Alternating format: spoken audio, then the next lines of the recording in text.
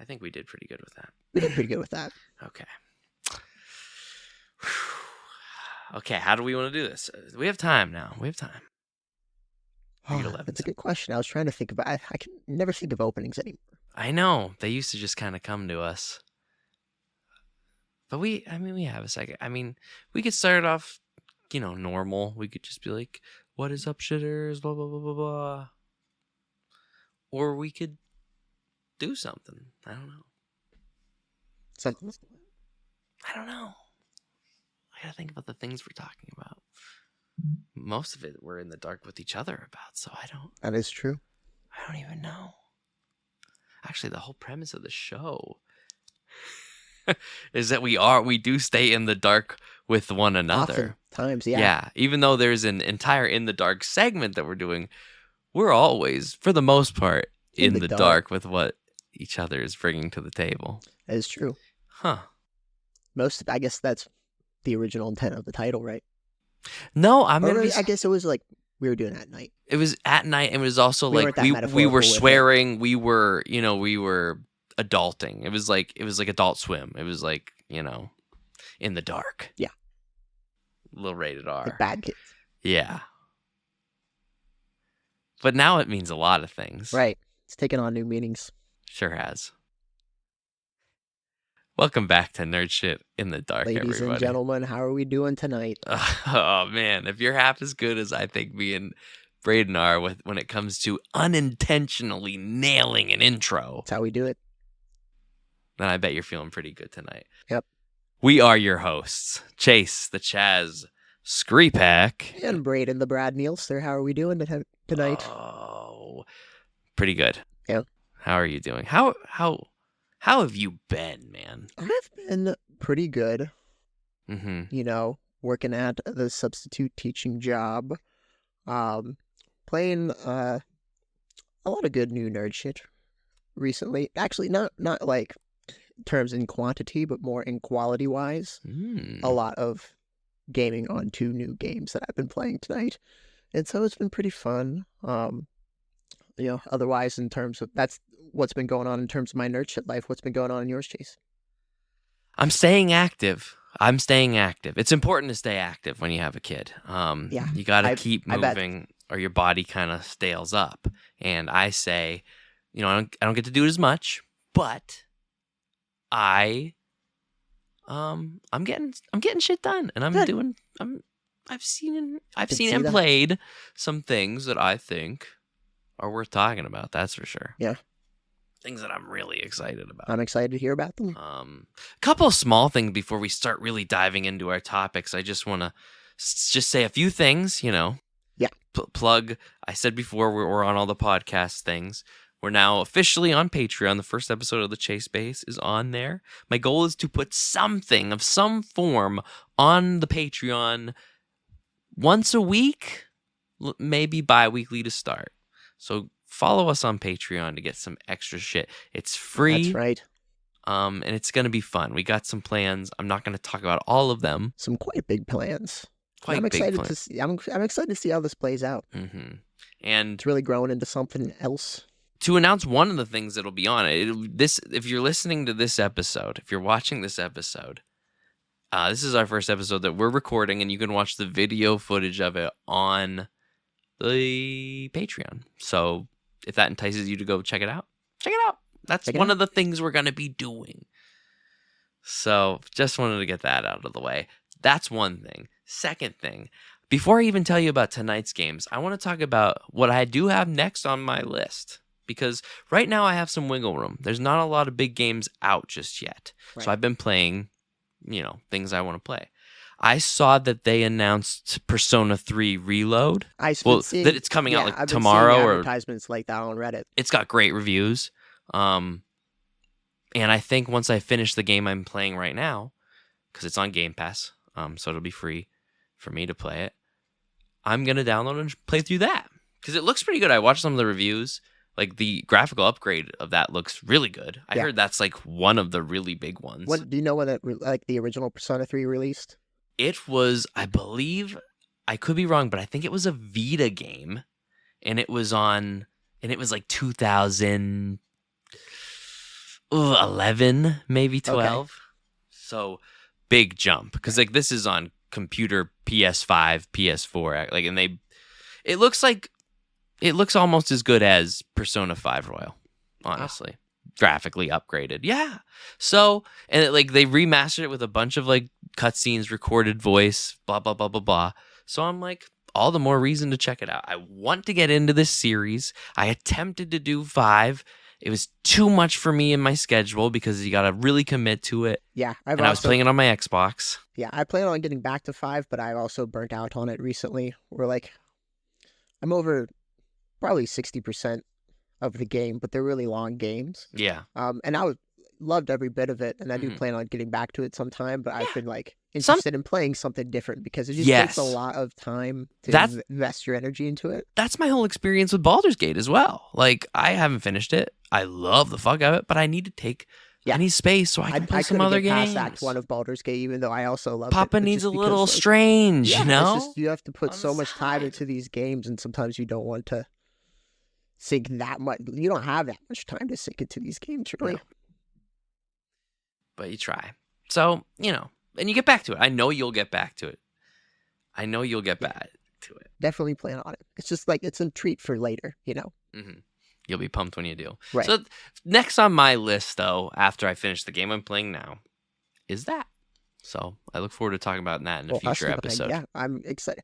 Do you know how different it is from Persona 5, like gameplay-wise? Like different mechanics? I really don't. I think it borrows a lot of the same mechanics. Yeah, because I knew nothing about the Persona series before I played Persona 5. Yeah. And so that's like the only point of reference I have into the series. Yeah. And so I don't know. I've been eyeballing this series for a long time. I think I considered getting 3 on the Vita when it came out, and I didn't. I've always pulled myself away from pulling the trigger on it. I don't know why, but I've watched it, and I plan on really diving into this newest one. Well, good. I cannot. You'll hear me talk about that on this podcast. Yeah. You'll hear me talk about it on the Chase Space.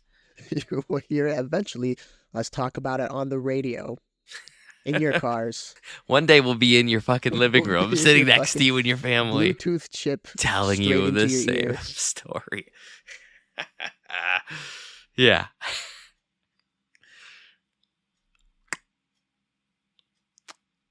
Lost my train of thought there. Yeah, I was trying to find it. Yeah. It's the beauty of editing, though. I can just chop this out. Nobody would know anything. Well, then, with that out of the way, I suppose we should break into our first and most popular segment for the shitters. I can't wait. And that segment is... what is it? New nerd shit. New nerd shit. New nerd shit. I love it. We have a new nerd shit jingle? Theme song jingle. I feel like there needs to be something. I can get something in the works. I can at least ask some people. Something pumping. Speaking of which, not to digress too much, but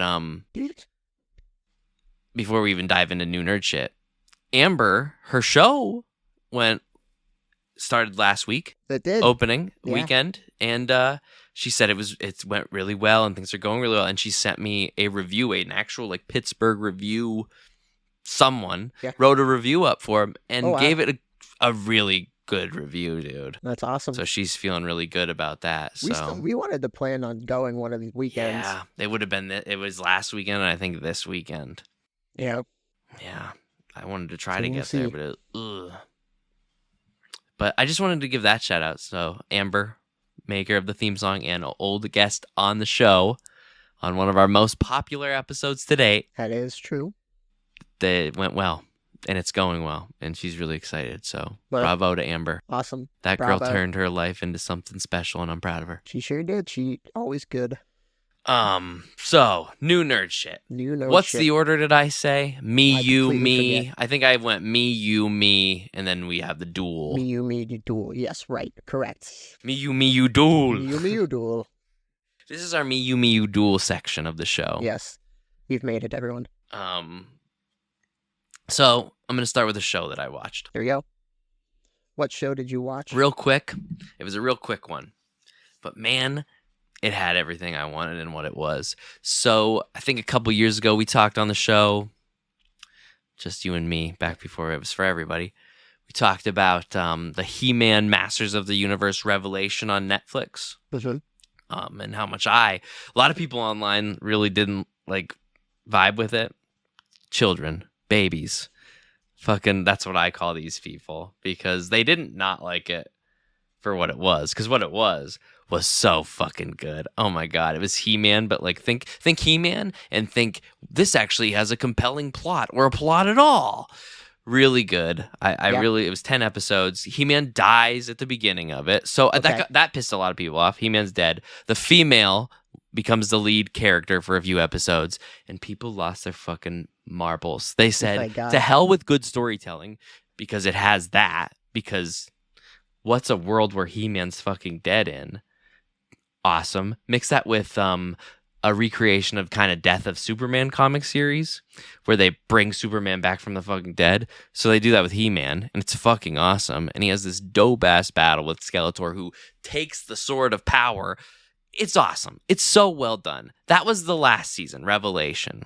So they put up the follow-up to that. Kevin Smith's making it. Yeah. Revolution, Masters of the Universe Revolution. And it was only 5 episodes. The last season was 10. This one had 5. And when we started it, I thought it was like they were doing a 5 and 5. But it was like, nope, we're telling the whole story in 5 episodes. So that's a good thing I want to say about it. Tight, pacing's really good. Like this could have just been, because it's, 25 to 26 minute episodes on Netflix. Could have just been a movie. Could have been like a He-Man Masters of the Universe movie. It flows together so well. Right. Dug it. I mean, we have all the backstory from the last season out of the way, and this is just it starts with just like, hey, you want a big epic He-Man style battle? Well, that's the first scene. That's the opening scene of this whole goddamn thing. So that's really great. Keeps going. And it just never stops. And it just keeps picking up and picking up. 5 episodes. And I don't know how much you know about He-Man. Not much at all, to be honest. I used to watch the early 2000s, or maybe it was late 90s remake that they had on like Toonami and shit when I was a kid. And then there's like the original He-Man that's just like, old cartoon. Right. Fuck. That's my image of him in my head. It's like the very old cartoon He-Man. This shit's awesome. It's fucking awesome. And it's dark and it's graphic, and it just really tells a lot of good stuff. Like this whole 5-episode arc builds on the foundation and then some. I think the storyline is kind of known in like He-Man lore that Skeletor is secretly He-Man's like uncle, is the king's brother who like went evil. Yeah. People know that. I don't think that's too big of a spoiler. This basically goes into that. This is the telling of that story like in this world, and it was so fucking good, dude. It was so fucking good. I don't know what else to really say without spoiling much about it. Yeah, I'd recommend the whole series, all 15 episodes. Next to nothing of him. Like, I've heard of Skeletor and He-Man before. Mm-hmm. Honestly, did not know that Skeletor was a villain of He-Man. Yes, did not know that they were connected. I've honestly just heard of Skeletor as like referred to as like an insult to someone. Yeah, no. He's the main bad guy of He-Man. And they really, like, they kind of, he loses at the end of the last season-ish, and they sideline him a little bit. And you start to think he's, like, a follower of, like, these bigger bad guys. But, man, does this whole season, like, spell out that, like, there are bigger bad guys. But Skeletor is the fucking main one. And it was so well done. I really appreciate it. You learn about his life story. They throw in the like cheesy 80s one-liners, but they're smart about it. You know what I mean? They know what they're doing with them. They're all zingers. I mean, you'd go from this very serious, me and Miranda's kind of the edge of the couch. He-Man whips like a fucking cheesy one-liner. Oh my God. It's after that Skeletor realizes who he is, because he doesn't know he has his memory like wiped. Not to spoil all that. I am spoiling it a little, and I'm really sorry. We've always done spoilers. But and he finds out that he's He-Man's uncle. They like meet in a battle, and it's how the episode ends. And Skeletor just goes, well, I'll be a monkey's uncle. And it, like, they've both realized who each other is away from each other, but they know each other knows, and that's what he says. And I was just like it took me a minute, not a minute, like a couple seconds, and then I was like, that was funny as fuck. Yeah. So like that's all over it too. I love it. Humor. I thought it was so good. The pacing, like I said, we got into the third episode and it started ramping up, and I was just like, actually, I wonder if it is only 5 episodes, because like we're going, like we're at a point of like, I think this will wrap up. Yeah. And it ends, and then it does kind of like because they did it with last season, like they wrapped that story, but they gave you a little something to let you know there's more to come. They did it again in this one, so like it wraps its own story up. Written in arcs. Yes, and now I'm so stoked to see the next chunk, because like I really did like the first part, the first 2 sections of this series, but I was still like, am I big enough He-Man fan to sit and binge this like right as soon as it's out? And the answer is yes, and I was super into it. And like, so what's like the basic backstory of He-Man, or is that something we don't know? No, you would kind of have to know it, because like the first episode of this Masters of the Universe, whatever it's called, Revelation, starts kind of like at the end of the old series, like it's like the sequel to it. So all the backstory is kind of like, you should know kind of shit. Right. So, I mean, not to get too in depth, because I don't even know if I'm the right guy to be talking about it, really. Yeah. But He-Man his real name is Adam, and he's usually like this skinny little blonde guy. He's the prince of like Eternia, which is like the realm that they live in. And there's Castle Grayskull, where like magic is sealed in, and it's a world of like both magic and science. Yeah. That kind of combine. Like industrialized. A little, yeah, through like a monarchy type of setup.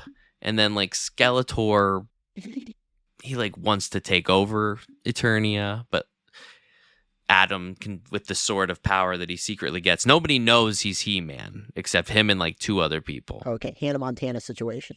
He transforms. I mean, he goes from like skinny blonde little Prince Adam to like He-Man. Yeah. so people don't know. And I mean, like it is Superman. obvious, but yes, like Superman. So, I mean, that's the basic premise. He has a cast of, characters that fight alongside him. He can transform his lion into, I think it's called Warcat or something like that. Battle Cat. And so that's the basic backstory. And he fights Skeletor and he defends Eternia, yada, yada, yada. There's Subternia, which is like the hell world. And then there's, I can't remember the name of this other Ternia, but it's like heaven. And the series kind of goes into a lot of that. So that's all you really need to know. Right. And like, it's He-Man, he battles, he fights, yada, yada, yada. Not super deep. You pick it up really quick. Yeah. So if you got time to watch 15, 25-minute episodes of television, I think it's dope.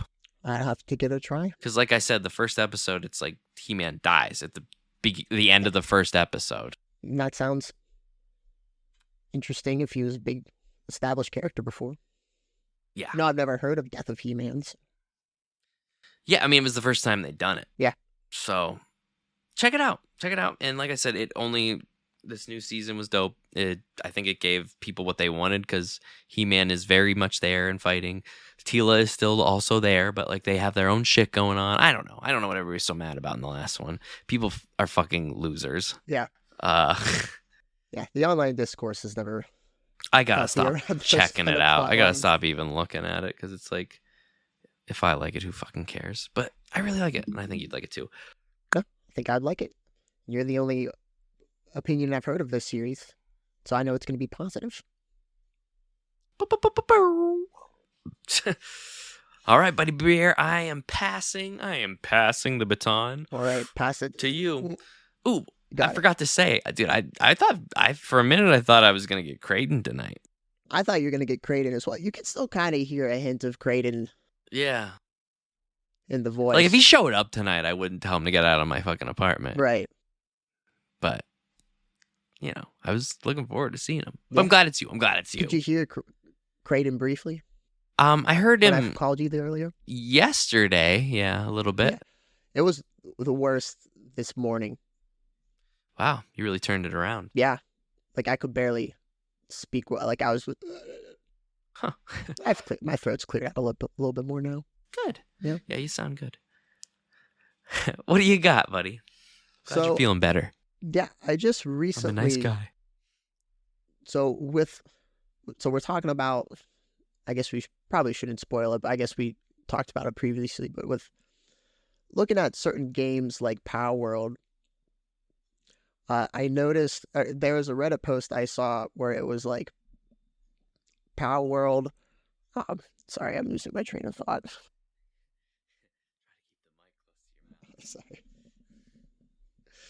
Sorry. So,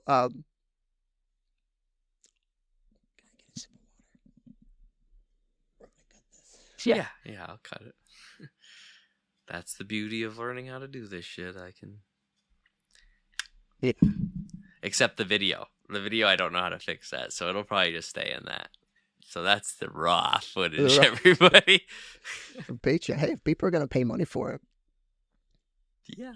Okay. It's free right now, though. Yeah. I mean, this is what you'll get. Right. More of. Yeah. Go ahead. So, anyways, there's a Reddit post of certain indie games that came out, like Palworld. And on this post were a few other games I recognized, but one game I didn't, named Kenshi. Apparently this game has been out for a while. Kenshi? Kenshi, yes. I think it came out, like, I saw some people say it came out in like 2017 or so. I'd have to actually look it up. But anyways, so this was another indie game that I guess really blew up a while ago, and like a lot of people have been playing it. Mm-hmm. It's based in like post-apocalyptic alien world with like humans and other aliens on it, but like majority of the world is a desert. Mm-hmm. And your whole goal is you can create one character that you start off the game with, and basically it's a ultimate like open sandbox game. Like there's no linear story. You just have to kind of like survive, and you can like do whatever you want, really. Like there's no specific goals, but you're essentially free to be whoever you want to be. So it's like an RPG game. Okay. So you eventually go around and you can recruit more people to your squad. And like you can start outposts and towns and stuff. And apparently you can become, even a warlord if you get big enough, like people on your side. You essentially just have to travel around the wasteland, do scavenging, find ways to make money. And like, it's incredibly hard. And it also has the option of like your main character dying and you having to like take over as someone else, or like you can just lose the game.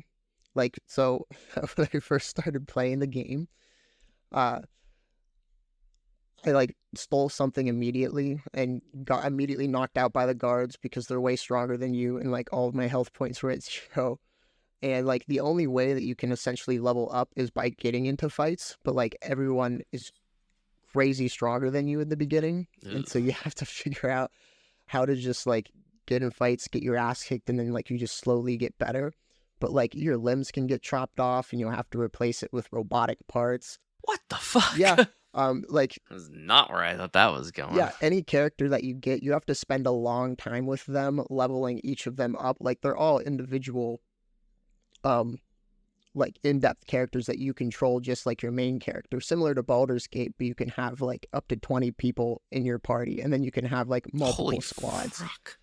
So that's a much bigger party. Holy cow. Yeah, but like you can individually control each of them and assign them to do what you want them to do, or you could just be a lone wanderer and like, some people solo play and don't bring anyone to their party, and they'll, be a thief, or they'll be an assassin, or they'll, hunt bounties and stuff. Like there's a lot of like side quests and things you can do in the game, but you have to like figure out how to game the game kind of to get to that point. And it pretty much any decisions that you make are permanent in the game. So like if a character dies, they're done.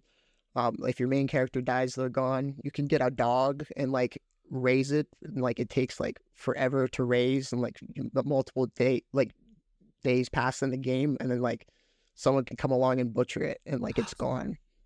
Jeez, man, this game doesn't fucking hold back. So you get very... Has your dog ever been butchered? Yes, multiple times. What? Multiple times? Yeah, so one of the things that like I was looking up, because like I was getting... He always plays these oddball games. Yeah, I was getting... that sound really good. Destroyed in this game, and like it's one of those games where like when you first pick it up, you don't think you're ever gonna go to it again, like you're gonna put it down entirely, which I almost happened to me, because it's just so hard in the beginning. And like my main character, the first one I made died, and I had to restart the entire game because like I didn't have anyone left. But like I eventually looked up some tips on like how to, level certain skills in certain ways. So I've gotten slightly better, and like it completely sucked me into the game now. That's why I was playing when Kaylee was over earlier today. It won you over. There's a beauty in this like genre of games that start you off fucking getting your ass handed to you to make you better, and then make you really like them. Yeah, and like what a it's really fantastic good at like little genre. just building your own story. Like it's a sandbox, so it's like you're supposed to basically build your own story in your own voice. Like there's no other goal. Like your play set. Like there's a bunch of different ways you can play. Like you can just be like a weaponsmith in town and just like do that as your job and just live it out. Wow. Or you can be like, a warlord or like a samurai. I think because there's katanas in the game. Kenshi, something about that. I mean, Kenshin, it makes me think of samurais. Yeah. And like I said, there's other alien races that you can get and play as, and there's different factions around the map that you can join. Like you can even like become accidentally enslaved, and then you're just a slave until you can escape. It's interesting to think that this is a game that was out in 2017. Yeah. You know what I mean? At least, like I said, it might be earlier. Yeah. Yeah, but it's very fun. Like I said, it's... Got on Steam. Yeah, got on Steam. It's a pretty steep learning curve, but like once you figure out a few tricks in the game, it like gets a lot easier to manage and play. Because like I said, I was dying immediately, but then like I read some tips and it just started to get a lot better. And like I finally saw the potential of like, oh, I can actually have fun with this game. It's not just like me getting immediately wrecked every time. Yeah. And so yeah, was my first game that I've been playing. I haven't been playing much of it. Yeah. I was trying to play a little bit more just so I would have more to say.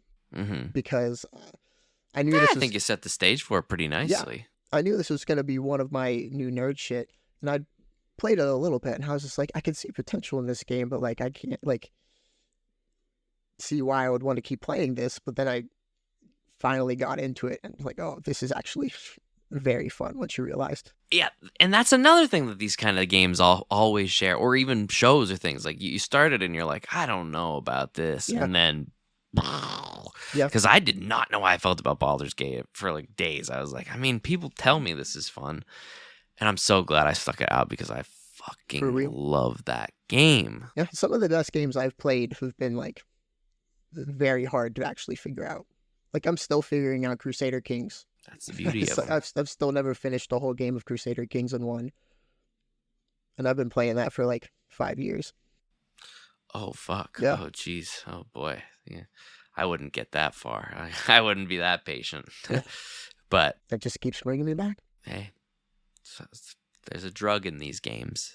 There's a drug that gets us coming back. For sure. It's called frustration.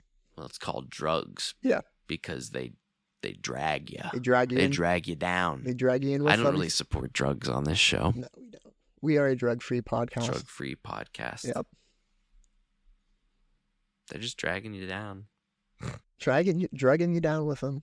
Fuck them. You don't need them, kids. For sure. So that was my new nerd shit. Nice. Besides the duel we'll have later. But I guess I'm going to pass the baton back to you. Ow! Fuck! Ow! Into Ow, ow, ow, ow. That hit me in the head. Good. Similar.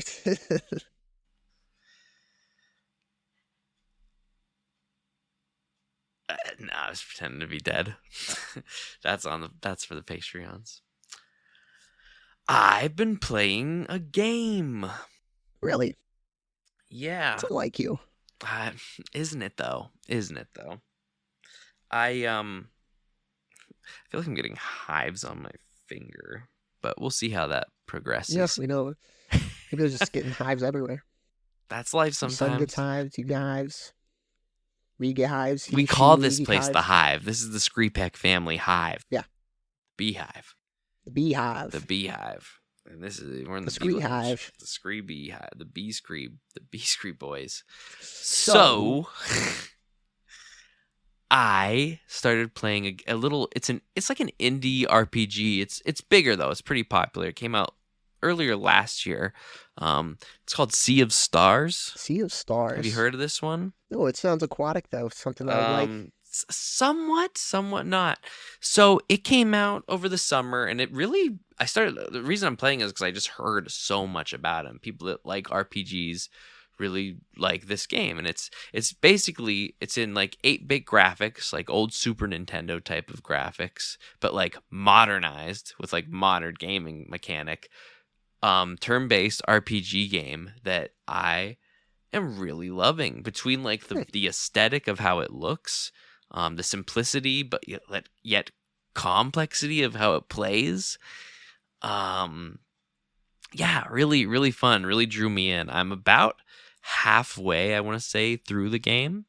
I heard it goes from between 26 to 30 hours, and I'm about 12 hours in. Is there a storyline? There is a pretty fantastic little story. I mean, Wow. that's the fun of it, is like it's a pretty interesting story because it's all, you just read it. It's like I said, Super Nintendo it's stuff. turn-based strategy, but it has like a and you walk around. You go town to town. Like it plays like think Chrono Trigger, think old Final Fantasy games, but just better.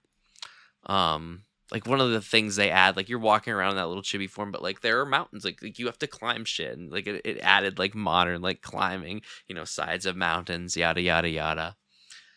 And I like that. I like that the walking around mechanics in these types of like old style RPG games are like developing. Yeah. And I like how the battle in them is developing, because that's another thing. Like this game is fun to play. The story's really good, so it's fun to get see where it's going. But the battles are so fun to be a part of. Like when you get into a boss fight, because you always know when you're approaching a boss. Like you're like, oh yeah, we're heading to boss territory now. You're a little like, oh, you're excited because it's such a fun little puzzle strategy to solve to win. But you're scared, but you're excited, and it's just this weird combination, and that's. Like and it's one of those games where like it doesn't have random encounters. Like you see little versions of the bad guys, so you can go up and like pre-strike them or just get into a battle. So you can always choose, unless they chase you down, to get into a battle. So there's not random encounters. I dig that. Yeah. Let me tell you what I like about the battle system. And to do that, I have to tell you a little bit about the story. So you play as these two characters who are children that are training to be these things called solstice warriors. Apparently, they were solstice warriors. They were born on the night of a winter and summer solstice. One of them has the sun powers. One of them has the moon. The boy has the sun. The girl has the moon.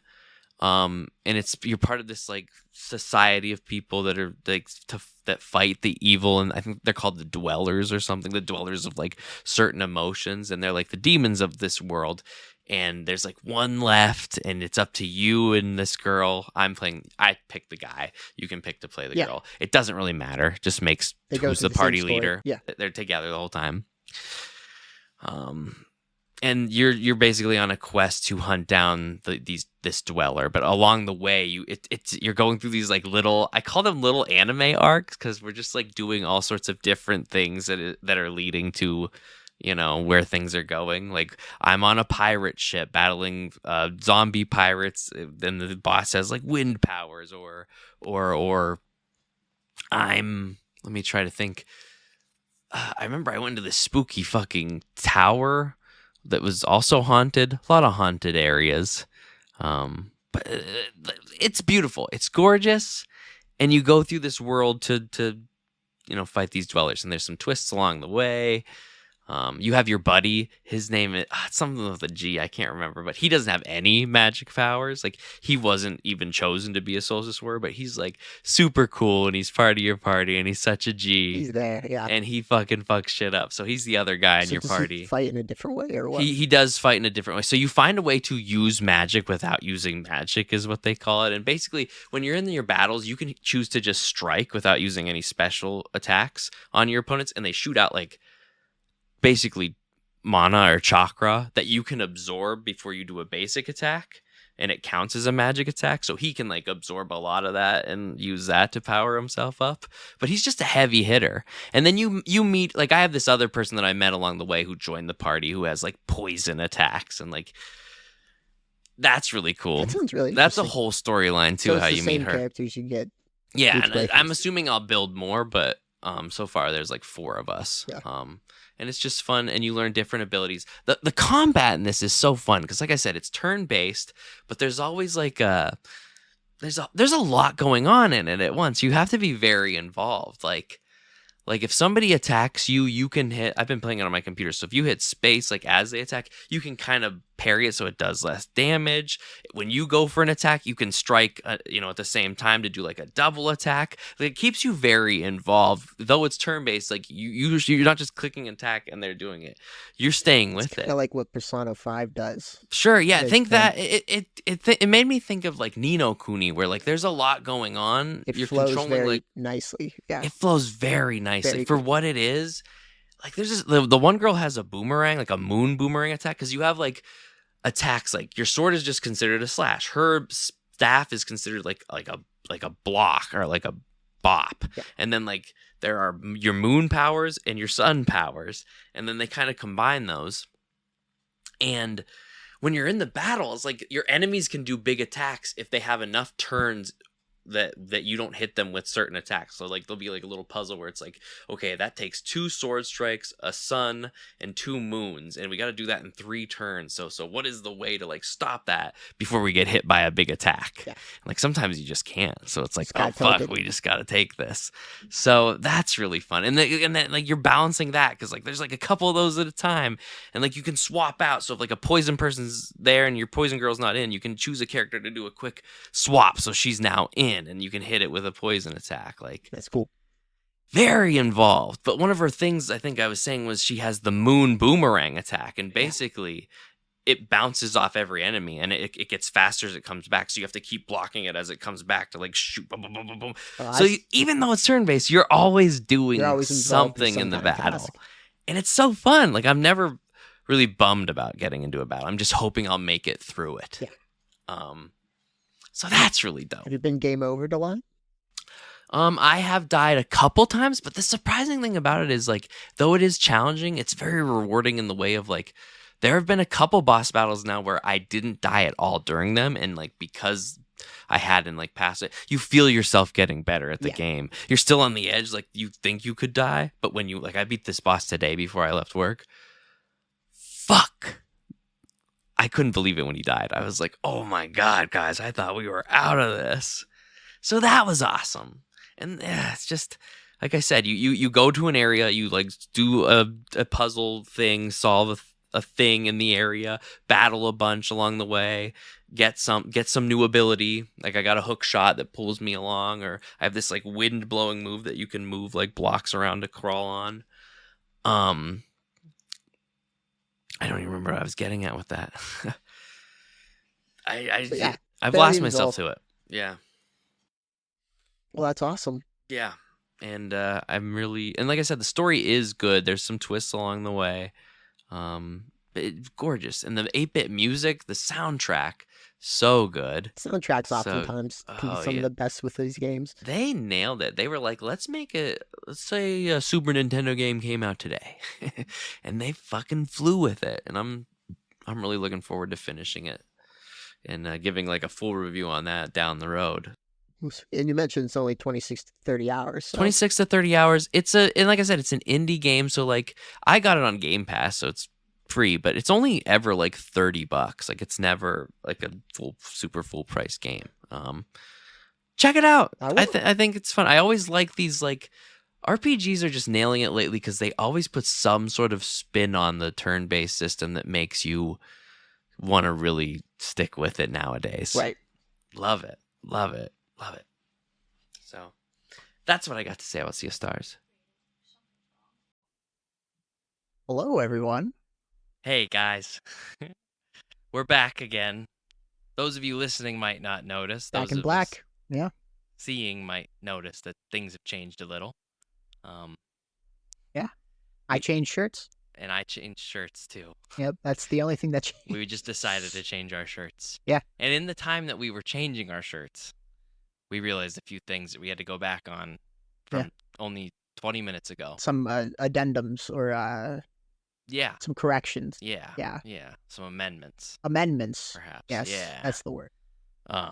You start with yours and I'll start with mine. And so most of our amendments are to do with when stuff released. I originally said Kenshi released in 2017. That was a lie because I just remember seeing a post from 2017. Blatant lie. Blatant lie. I lied to you. It actually came out in 2013, I believe in early access originally, and then it's just been worked on up until that point, this point in time, 2024. So that's my main amendment I could think of. I think that's the only one. That's the only one I had. I think the only one I have an amendment and then just something I wanted to add on. My amendment is I said that Persona 3 came out in like 2011 or 2012 on the Vita. Yeah. I was way off. It came out in like 2006 on like the PS2. Yeah. So way off. We humbly apologize. There were Vita versions right. of these games, but that's just when I found out about them, not when they actually came out. Apologize for being liars. It will happen again. Probably. But know that we'll always try to fix that. Yeah. Because we want to be honest with the shitters. Mm-hmm. We don't want to lead them astray. We don't want to bullshit. No, we don't want to tank our credibility. No, definitely that. Nerd shit experts. Yeah. So at least know if we do make a mistake, we'll go back and we'll be the bigger people. We won't just double down. Yeah. Because I'm sure maybe you were listening to this earlier, 20 minutes ago, and I said, it was Persona 3 released on the Vita in 2012. You might have been like, what the fuck is wrong with this guy? These fucking idiots. It was probably the shirt. When it released. It was probably the shirt I was wearing. I had to change the shirt. New shirts, I feel, enhanced our intelligence. I'm not as sweaty. I feel like I was sweatier in the other shirt. Yeah. This shirt's not so sweaty. I'm a little more sweaty in this. I feel it hit me on my toes. Ooh, yeah. You're falling asleep over there before. Right. And then the only other thing I wanted to add is one thing, because I was on about Sea of Stars. The way this recorded, I said I was done talking about Sea of Stars. I'm not. I have a couple things I wanted to add. One, I probably said this a little bit, but I just want to really, now that while we were changing shirts, I put about 10 more hours into the game. Right. It took a while for us to change shirts. It's hard to pick a shirt sometimes. And especially when you're playing a video game while you're doing it. And I just have to say, that pixel art in this game is so fucking dope to look at. The bosses, oh my God, just the way they form onto the screen, or like the backgrounds. Like I took a screenshot earlier because I was like climbing a mountain and you just saw like this castle that you were heading to in the background of the shot.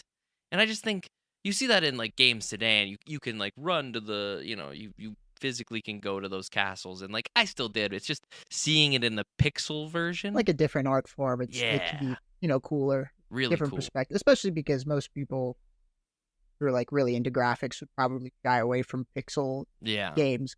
Well, it just looks like shit. Yeah, pixel games don't have to look like shit. No, they can look great. Honestly, I don't think they have, even when the Super Nintendo was out, but certainly not in this one. And then the only other thing I wanted to add, because I forgot to say this, and I had been thinking it the whole time I was playing it, and I mentioned it to you while I was changing my shirt, is that it's very refreshing to play an RPG that there is no amount of fucking stuff that you can carry that slows you down if you carry too much of it. Yeah, carry weight is the bane of any RPG player's existence. I get why it exists, but like, dude, I remember my Pokemon, like, yellow, blue, and red you could have anything. Everything you've ever picked up can be on you at all times. I hate when you're playing like Baldur's Gate or Skyrim or any modern RPG and you're encumbered and you're slow and you got to drop a certain amount. This game, you have an amount of like food that you can carry, which is like a 10, like of made meals that heal you, and it tells you have 10 slots. It made sense that they would let it heal items. Everything else, though, like the things you have to make those heal items with, you can have an infinite amount of them. Well, it makes sense because you have a ship, right? You do get a ship at some point. Get a ship. Yeah. So I would just in-game theory think of it as like, oh, we just store all the shit on the ship. Sure. Yeah. Maybe. Whatever. Either way, I don't care. Right? Because, fuck. Good quality of life improvement. It's just helpful, and, like, maybe it's because it's spaced to look like a Super Nintendo game is why they did that, but, like, I can't stand the encumbering shit in games anymore. Well, kind of related to Starfield encumbered. was like that. But I was just about to say Starfield, I feel, is the worst offender for carry weight. Not to take stray shots at Starfield. I still enjoy it. I see. Yeah, I gotta get back. But the carry weight is out of control. Your phone fell off. Okay.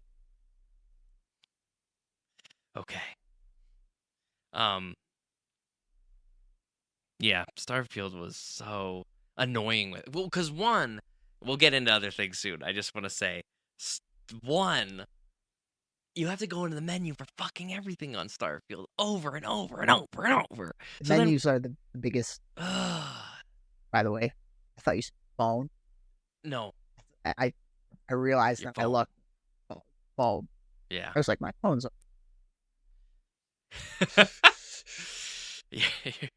Your phone's gonna go over there. Just like, fuck off. Is the line still going up at that distance? Is it still picking you up? Yeah, it's still picking. Okay, I was gonna say we had to turn the gain all the way down, but yeah, your phone. I mean, I believe it's still picking. This is also stuff that it's just gonna be on the video version. I'll edit it out of the main one. But yeah, so the menus in Starfield, not fun. No. And like I remember, like I had just started playing the game, and it was like you're encumbered already. I was like, oh, fucking ready. I just started. Right. Annoying. So, that's Sea of Stars took me back to a time when that bullshit wasn't a thing. Right. Points in favor for that. Now, before we dive into our Into the Dark section, we are going to talk about Palworld. That was the plan before we changed our shirts. Right. And we're going to do that now. Game that has taken the world by storm. By a storm. Holy moly. Potentially new Pokemon / Arc competitor. I don't even know. A lot of people are hyping it up as a Pokemon competitor, although I don't know if it's a competitor. I don't really see the comparisons beyond the designs, like the fact that it's like. Yeah. Besides that, it's not like Pokemon. No. Yeah, no, because they don't. I mean, I haven't played a super lot of it. I don't know if you've played a super lot of it. So I guess they don't evolve. Yeah. Which I like. Which we'll talk about that. Yeah. More as we get into it. Sure. But I like it a lot. I do like it a lot. Yeah. So I guess we'll explain a little bit what Palworld is for people who haven't heard of it or haven't played it yet. The 5 people out there that haven't heard it or played it, because it's got like a ridiculous amount. Yeah, there are people making merch and like plushies and shit of all the pals like the week it came out. Oh sure. Like, there's people that they're cool looking. Some crocheted pals. And shit. Yeah. I mean, did art, did paintings. Yeah. They are definitely, that's the thing, like, they might look like Pokemon, but they are different and unique enough. There are some that are just like, that's a carbon copy, but there's a lot that aren't as well. Yeah, I feel like one of the indicators of like a good / popular game is if there's a lot of fan content out there, and there's immediately fan content for this. Like right away, people were making comics and dude. It was artwork. Like the 3rd or 4th best-selling Steam game within like 8 or 9 hours, like, of its release. Right. I couldn't believe the news. Of like all time. I don't know if it was all time. I remember it like was just shy of like Baldur's Gate and like Minecraft. I know it got a lot of numbers. I remember seeing. Yeah. There I go lying again on the show. I'll have to check what the numbers were. I know it almost broke the record for like number of players playing at the same time. Like I think the Steam record is 3 million. Okay, yeah. At the same at a time players, and I think that was Dota 2 who had that, and Palworld broke 2 million concurrent players at like people actively playing the game at the same time. Yeah. So that's not even the amount of people who own the game. That's just people playing it all at once. Which, I mean, that first day, I played a lot of it that day. And then I think me and you played together later that day. But Palworld is... Yeah, go ahead. Yeah, Palworld is... Think of it as like Ark Survival Evolved. It's a survival game where you have to capture what are known as pals, which are these creatures that kind of look like Pokemon. Some very much look like Pokemon. That statue looks straight up just like Lucario. Anubis, yeah. The Anubis pal is pretty much ripped straight from Lucario's design. Yeah. Same with Cremis. Cremis is pretty much just the... Okay, I don't know a lot of their names. Yeah. I know them. Good. I have no idea. I don't know all their names. I haven't found all the pals yet, but I've captured. But yeah, so there's a lot of similarities in design. Like it's very much Pokemon aesthetics in the game, but you're running around the world, you're base building, you're crafting, and you're capturing pals, all similar to Ark.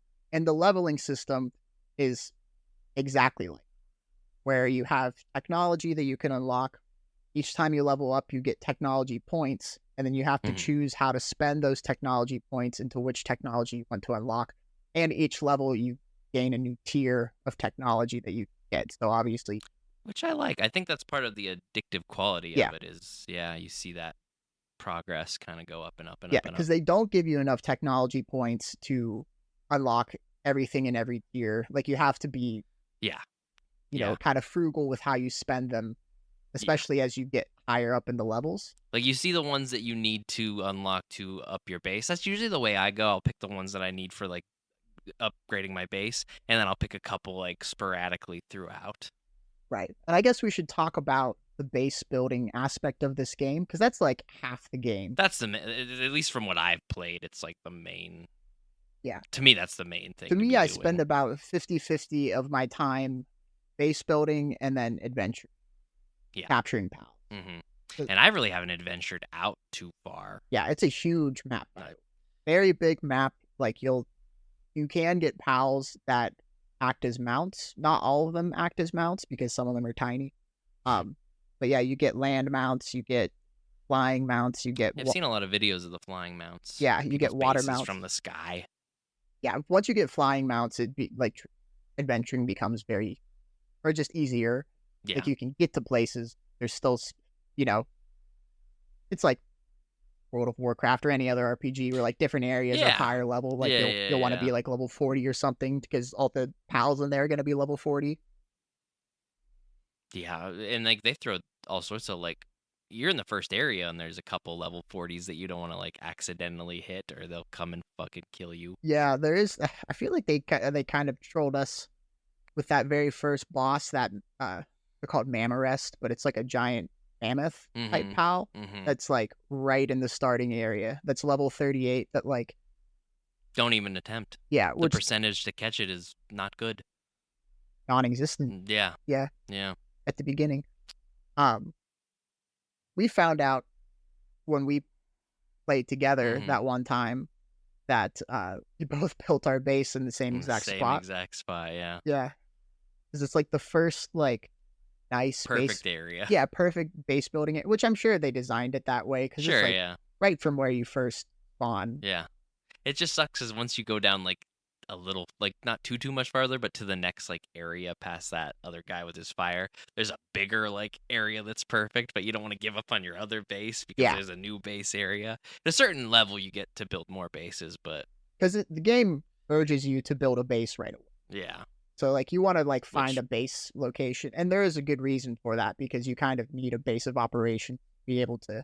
Play the game, to go out and adventure. And I guess one of the... I don't know about unique aspects, because Ark also has this, but one of the aspects of base building, one of the main aspects is that you can assign pals to your base to do certain tasks. And unlike Ark, it's all automated. Because like with Ark, you have to mount the animal and then like gather wood or gather stone or whatever they can do. The ones that have like the ability to do it will just start doing it. Like right. the deer just starts chopping wood. Or... Yeah, they're assigned to your base, and they will work nonstop until they have. Well, you do. You gotta feed them. You have to feed them. Feed them or they'll die. They have to have beds so they can sleep. Oh, the beds! Every time you upgrade the base, and it's like you need another bed. Yep. My base looks like a fucking mess. Yeah. Oh, it's so ugly. Because you just add things as you go along. Especially when you're learning the game. That's probably why I gotta like build a base somewhere else. Or now, luckily, when you level up, you can get access to build multiple bases. Yeah, you can build up to 3 so far. From what I got to the as far as they let me build 2. Yeah, I haven't started building. I have 2 bases. I have my main one, which is the one where we started at, which that is also a mess. Where it's you throw down. It's when you're learning the game, so you just throw the one down we things. started building together wasn't too bad because we kind of knew more of what we were doing. Yeah. And my second base is like a mining base where I can get. That's another thing people recommend you do. Yeah. Once you get a second base is to create, because like once you get into the higher tech, you're gonna need metal for a lot of things. I've gotten to that point too, and I'm just like, oh fuck, here we go. Yeah. So I like the survival. I think the survival aspect is what kind of I don't usually play these games like Minecraft, things like that, Ark, but throw a little Pokemon twist to it, and that kind of catches me. It kind of catches me. Yeah, and obviously, like Pokemon, your pals, you can have up to 5 pals in your party, and they is it fight. 5? Yeah. Okay. And they fight for you. Yep. If you throw them out of, they have pal balls. Yeah. Same thing as a Pokeball, basically. I mean, that whole system's set up just like Legends Arceus. Like the way this game plays is a lot like Legends Arceus. You can have one motherfucker running around doing stuff, and you throw the Pokeballs the same way you do in Legends Arceus. Yeah. I love how it tells you the percentage of the catch rate, and like when you get them, it goes up. I think Pokemon needs to borrow that concept because it's just nice to know. Yeah, whenever you catch a pal, it shows the percent of likelihood that you're going to catch it, and you can get better pal spheres that up your catch rate, especially when you get into like a great pal sphere or an ultra pal sphere. Right, or a legendary. Pal sphere. Yeah,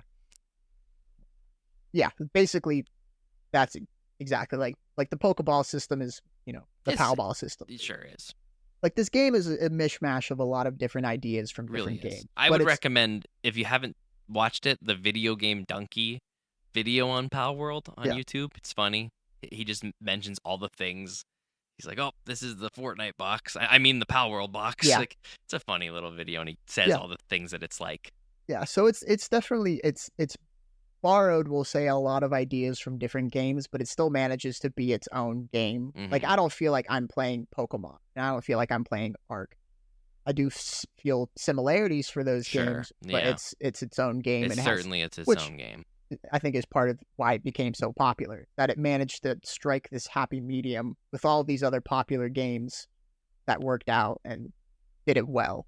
Yeah, I mean, I think it gave the Pokemon fans, I think they were itching. Like, we got Arceus, and it was like, oh, this is good, but like the open world could be better. And then we got Scarlet and Violet, where the open world's better, but it's a fucking janky nightmare of a mess. So then we got this game that not only runs really well, looks really well, plays like Arceus, and is open world. It's massive, and it's not even done. I think I saw a report that said it's only 60% done. Yeah, and like you could have fucking fooled me. Yeah, because it plays. It might as well be done. Game. You can definitely feel it once you get adventuring, especially into some of the bigger areas. Like some of the bigger areas feel kind of empty, besides like catching pals. Like there's collectibles and things around the map. Constantly pals around. Yeah, all the time. Yeah, you can. There's never nothing to do. Yeah, and it does it well enough that it doesn't feel grindy. Like there is sometimes a grind, a little bit, but for the most part, like there's a variety of things that you can do that like still keeps. Yeah, satisfied. And you're always having to like remake items. I have just like workbenches that I've built all across the land in case I run out of like Yeah. arrows or Once I something. I need realized to that you hurry can up and build make some. workbenches anywhere, they Mhm. don't have to be in a base. I have them all over the Yeah, place. just strategically. It's a fucking mess. Yeah. I haven't tried to. I heard you can catch. I know you can kill the people. I heard you can catch the people. I have caught people. That's funny. And I've never and tried. they act like your slaves. They do too. Okay, I wasn't Yeah. sure. No, they act exactly like your slaves, and That's you funny. can assign them to the base. That's amazing. I like to assign them to a base because they only have one skill, which is handiwork. Okay. So like pals have different work skills. Like Mhm. there's Little trait. gardening pals that can plant things. There's Mhm. water pals that Hard can, workers. hard I workers love that those little. that they'll chop wood. There's Mhm. miners that can mine stone. Like different pals will have different kinds of labor skills. Yeah. But yeah, the humans that you catch only have handiwork skills, which handiwork is like crafting items. Mhm. And I like to keep them in my base because I found out you can make repair kits and then put them in a storage chest that anytime your base is attacked, because your base can be attacked by like Crazy. mobs Any and like it's like mobs of people, mobs of people, Pokemon, mobs of pals. pals. I mean. Yeah. And it like fucks up your base, but you can just put repair kits in your chest, and if they have handiwork skill, they'll take the repair kits out of the chest and just automatically repair shit. Mhm. Is one of the I like that. difficult things I noticed with pals. Like the automation could use some work with like how you assign tasks, because if there's a pal that's good at a lot of different things, like if they can water and plant and gather and do handiwork, They won't know what to do. they won't know what to do. So if like there's a pal that's just really good in one skill, it's good to have in your base because they'll just do things that relate to that skill Mhm. instead of having to split their time between all this different stuff. Because there's this one pal that's really good at crafting, and I wanted to craft like shit that takes super long, but she's also really good at gathering. And so whenever I wanted to craft stuff, she'll just go and gather shit. Like, no. Dude, my people are just doing work, and I don't know who the fuck's doing. I Yeah. just come back and I'm like, "What'd you guys get done?" And there's just And wood and shit everywhere. it does run like a sweatshop where you do feel like you're really working them to the bone. They just work and They're work. happy. They're happy. They They're love fed. to work. They Yeah. have a bed. But the fact that you can also They're animals. capture humans and enslave them in the same way makes you kind of sus with like, Yeah, that's interesting. are they actually doing it of their own free will? Mhm. No. Probably not. They're Yeah, not. not if the people are doing it. Ooh. I gotta try that. I gotta try that the next time. Yeah.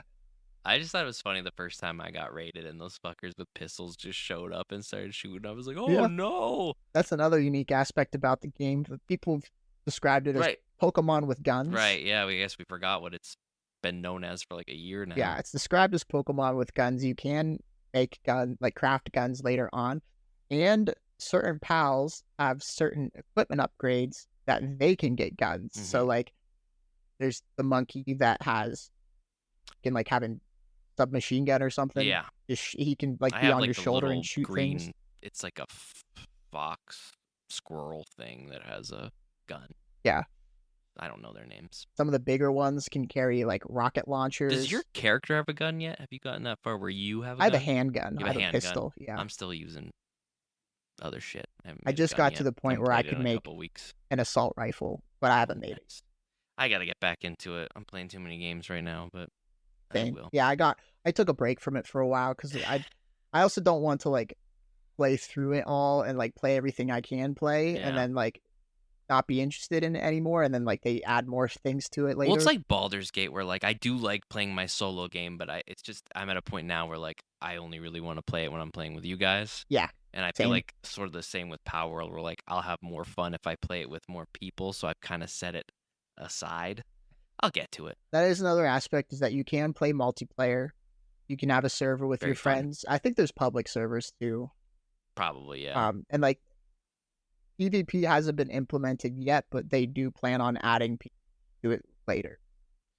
They put out a thing like last week of all the plans they have. I didn't really peek too much at it because, like I said, I haven't really given the game much of a chance. I put a lot of time in it its first weekend and then kind of fell off, but I had a lot of fun. It was fun playing with each other because like there were different pals roaming around in like our starting area when we played together than when we played separately. There's a lot of them. Like I just found the bat that I caught that night, like in my game, in a way different spot. Yeah, he didn't show up. I think I hatched him eventually. wow. Like Totally I didn't haven't even done get any of him that in the yet. wild. You can get eggs and hatch eggs. I saw a whole chart of like, to make this guy, these are who you need to breed. It was a big chart on like Reddit. Yeah, I haven't messed with breeding at all because I feel like I'm gonna fuck it up. Is that how you feel about in your personal life too? Exactly. Yeah, just breeding in general. Yeah. It's a great game though. I mean, it's sweeping the world. If you haven't played it yet, it's on the computer and it's on Xbox. And that's it right now. Yep. So if you got either of those things, give it a whirl. Highly recommend it. Game Pass, you can play it for free. Go have a good time. It's only $30. I haven't really seen anyone who's had a bad time with this. I've mostly only seen positive. Nintendo might be a little mad about it. Yeah. The Pokemon company might be a little mad about it. This is funny. Apparently, people were like spam emailing Nintendo to like deal with this now. Like this is like trying to get it like copyright strike or something. Narcs, as I like to call them out there. Lose it. And like Nintendo had to release a statement saying like, we'll look into it, but stop sending us shit, which I don't think they're actually going to. I don't think they care. I first saw shit about this game literally like a year ago. Pokemon knew about this game a year ago. If I knew about this game a year ago. If they were going to do something, they would have done it by now. I think also the fact that like you can't really copyright animal design. Yeah, monsters. Like Eevee is like a fox type thing. Yeah. Premise is also a fox type thing that looks a lot like Eevee, but it's white. But like you can't really copyright fox type looking animal. Yeah, that's true. It's the same way of like you can't copyright certain like you can't copyright flame powers. Sure. For superheroes. Yeah. You can't say like, well, my character has flame powers, so like that's copyrighted. No one else can make a character with flame powers because it's too generic of a power to copyright. Sure. Like you close off a lot of avenues. And I think that's why Palworld kind of gets the pass, is because like, and Pokemon isn't even the only monster collecting, hunting type of thing. So I don't know. I know me and Miranda first watched the trailer. I mean, there are a number of them that really look like Pokemon. Like you know, but they're not. Designs may have been used as inspiration. Sure. Little tweaks here and there, but there's also some pals that look unique and look, you know, like a different pal. But like it's the same. Like they're based off of. It's not going anywhere. No, it's not going anywhere. But it's the same thing as Pokemon, where like they're all based off of animals in some way. Yeah. Like there's horses and birds and foxes and there's a few unique looking owls that are based off of animals, like most, which is like a slime blob thing. Grimer, yeah, I guess. But again, you can't trademark, or I don't know if I'm using that correctly, copyright or trademark, but you can't do either one of those with a slime ball. As long as it's not a Charizard and it looks like a Charizard.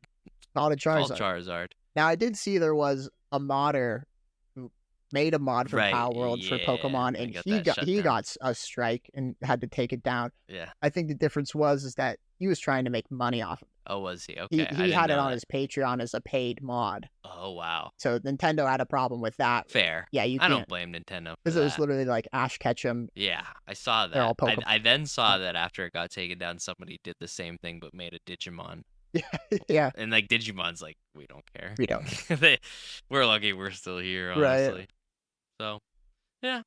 Thought we'd have to at least mention Palworld. Yep. Because, cool game. Cool game. It's in the zeitgeist right now. For sure.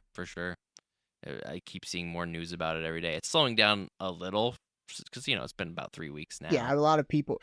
I mean, there's some people who are like level 40 in the first week. Yeah. People were... It's a game that I decided I'm not trying to compete or catch up with anybody. I'll get to it when I get to it. Especially seeing some of the bases on Reddit. Some people have like castles and shit. Yeah.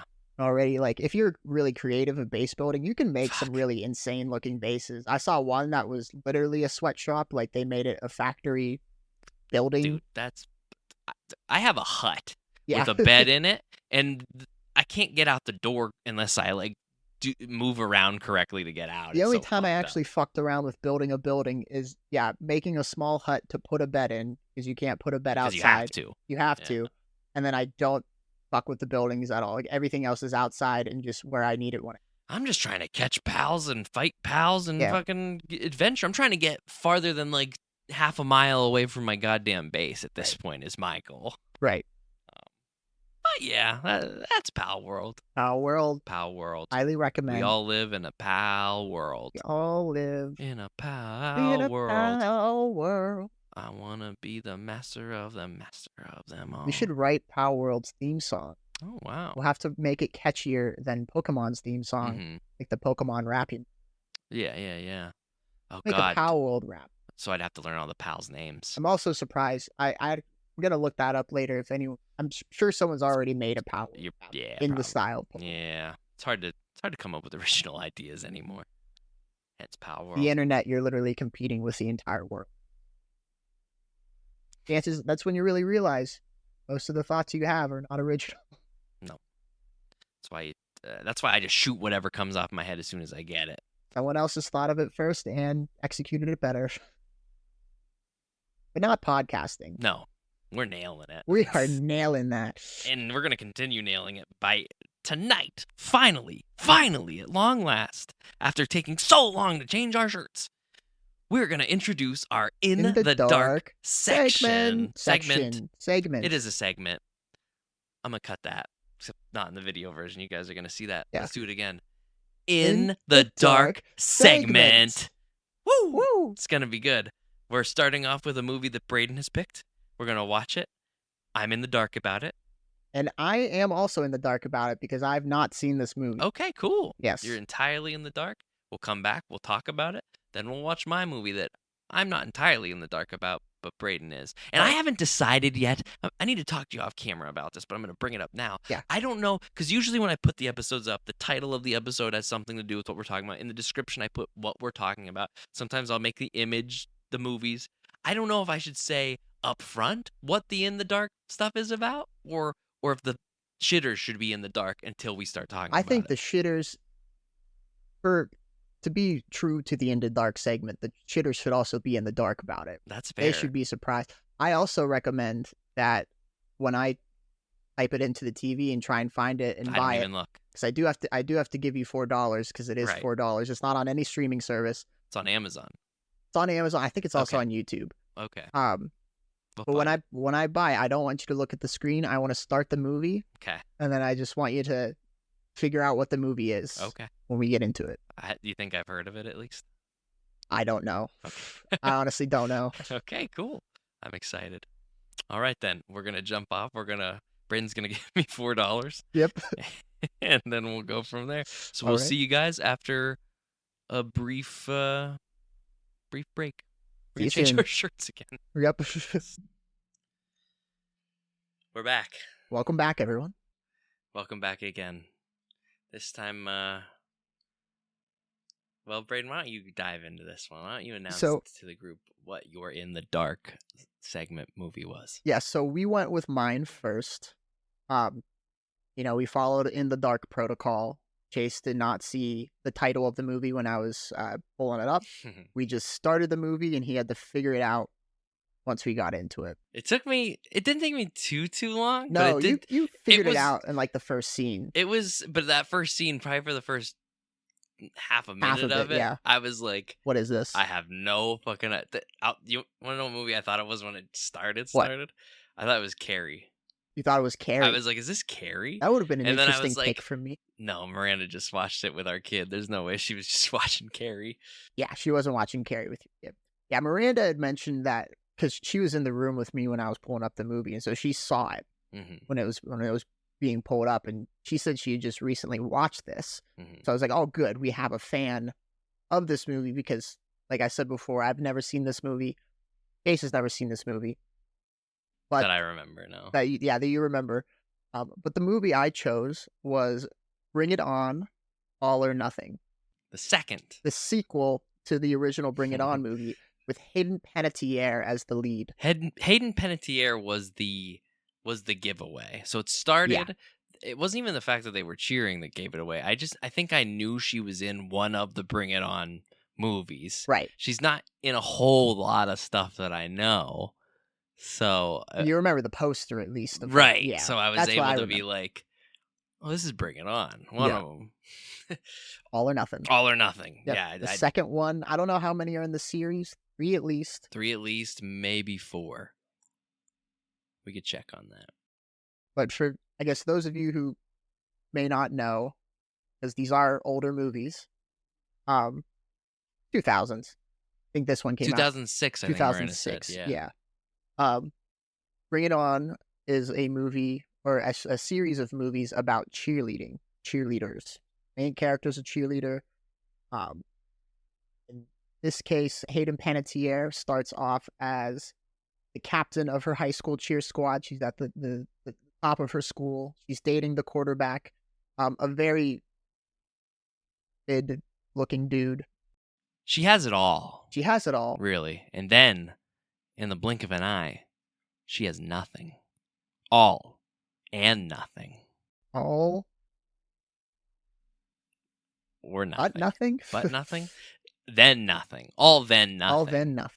Because she has all these things that Brayden just mentioned at the beginning of the movie, and then, you know, about 5 minutes in, she finds out that her dad and mom, who are in the movie for, dad's in the movie for a scene, Yeah, mom one is in the scene. movie for 2 scenes. Dad has a wicked mustache, by the way. Dad has a wicked mustache. Yeah. And he got fired or something. He lost his job. Lost his job, and and he he had had to take another job. yeah, took a pay cut. Mm-hmm. Mentioned that, so they can't live a rich lifestyle They anymore. were very rich before. Yes. Not rich anymore. Now they moved to Crenshaw Heights. Crenshaw Heights. They moved from Pacific View, I believe the place was, the rich Okay. neighborhood. Okay, so to- it was California then. Crenshaw Heights, which can be described as the poor neighborhood.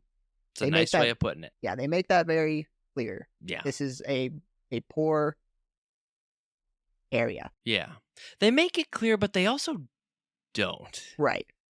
They make it clear in a very... I just feel kind of not good way. No, not a good one, because they didn't want to be too risky with it, but then at the same time, sometimes the movie would just get really risky and just Yeah. drop something I hadn't ever heard in a movie. Mm-hmm. Yeah. For like a PG-13 movie, it's aimed primarily towards teenagers, I'm assuming. Yeah. Yeah, I mean, I guess so. I don't know. I don't... As adults watching this movie, it certainly wasn't for us. Like, I mean, we laughed a lot, but it Yeah. wasn't at things that were supposed to be funny. Right. It was often the serious moments Yeah. where we were like, that's A fun. lot of weird lines. I started taking notes. Yeah, one thing that kind of drove me mad, and this is something that movies of this era did. Sometimes you see it a lot, and I don't... We've come a long way in Hollywood, maybe with writers. We take some forward steps, some back. This was one that has always drove me mad. It is the fact that they have teenagers speaking in text, IM talk as they call it. Yes. We were teenagers the time this movie was out. No one's ever done that. Nobody spoke like that. No. Nobody fucking spoke It was like very that. much like Ever. middle-aged white writers trying to God. figure out what teenagers... Oh my god, it's like the Big Bang Theory being like, this is how nerds talk, and it's like, I mean, maybe some of them, but certainly not the majority. And I mean, Nobody spoke in IM. Yeah, to be fair, it was clear none of this dialogue was written by a millennial. No. This is all what probably a Gen X or a Boomer thinks that they talk like. I don't know if I could even say whoever wrote this dialogue was intelligent. It's not good. None of the writing is good. Yeah, it's definitely... This movie, it's a laugh. It's a popcorn. I'm glad you picked it. I had fun watching it for entertaining sure. movie to It's watch. entertaining, Yeah. but it's not a good movie. No, There's it's no like, plot. objectively, if you're in it for the movie, Yeah. it's not that. No. Because I the whole time I was thinking, this feels very, very great value step up. Yes. Like, very great value. Yes, because at least with Step Up, like, the acting was bad. The plot was bad. But they actually hired, like, They still did it better. professional dancers. Like, I don't know the backgrounds of all the extras in Bring It On or Hayden Panettiere, but I don't think they're, like, dancing full-time. Like, most of the actors in Step Up were, like, full-time dancers. For They sure. weren't actors. You could clearly tell they weren't actors. Yeah. Yeah. There were so many moments in them, like the plot, the story of the movie is so paper thin the whole way through, to the point that like there's a romantic kiss that's supposed to be a romantic kiss at the end of the movie, and I felt nothing. Hayden Panettiere dates Jesse, or doesn't date. She goes to this other school to get into some of the plot, and she's still dating the quarterback at the other school, but she starts hanging out with this guy Jesse. Not much. Like I said, the plot is very paper thin. Yes. And they needed some kind of romantic tension. It's there, but it's not there. They don't develop it super well. Everyone's relationship. Even we were joking during the movie about, so Hayden Panettiere goes to this school. Her name's Brittany in the movie. And in one day, she goes from being bullied, being an idiot to everybody, basically by being like, well, "Can you send me an email?" Right, and they're like, "Rich person in a poor neighborhood." Yeah, and they hate her all in one day, to them basically begging her to be on the cheerleading team, right, and being friendly with her. And so, right, I thought, because before the first day of school had ended, I probably, along with you, had thought that like a week or something had passed between tryouts. Sure. But no, she went there. Few tryouts were that day that she started at her new school, even though we are into the school year. At least a little bit. Right, a little bit at least. And no, we realize once she comes home and finally tells her mom about her day that was all one day. Yeah, it was several. The second and final scene, we saw the mom. Several long scenes. Yeah. Throughout that day that made us think it's not all the same day. And like she changes clothes because of different things going on. Right. So you also would think it's tell. a different day, but they're like still unpacking, and she's like, "How was your first day?" Yeah. It's like, what? Oh, a lot happened. A lot happened. Packed a lot of plot into one day. So that was, and that just says a lot about the movie, because they just pack a lot of nothing. There's a lot of montages that just bleed into like the next scene that's also nothing. Similar to Step Up, although at least with Step Up, the montages can't. Yeah, I didn't feel, even 3 being my least favorite of the Step Ups, it's still, I don't know, it had more to offer than I think this movie did. Yeah. I stopped taking notes in general. I started, and then I was just I like, noticed, I noticed you stopped taking notes. I think I got this. I didn't think I needed any notes. You know the general gist of what you're going to say. Yeah. I don't even. We can start with the fat girl. Right. Which one? So there's a girl that they call out at the beginning of the movie before Hayden Panettiere goes to the new school. She has to tell one of her cheerleaders that she's fat. Yes. And she's not fat. Not at all. They picked I don't know. It was just weird.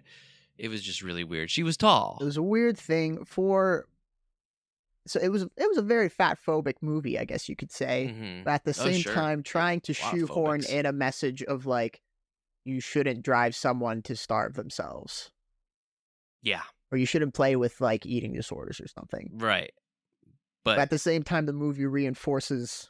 You should laugh at them. They're jokes. They are totally jokes. Like, they have this same girl. She passes out later in the movie, and then she gets a candy bar, and she's just like, oh, blah, blah, like she. It's like they're making fat jokes at this girl that's not fat at all, man. Like, not even. I don't even think there's any fat people in the movie. I didn't see any fat people. Yeah. No. Just people that they called opinions. Just people that they called fat that were not fat. Which really makes it worse.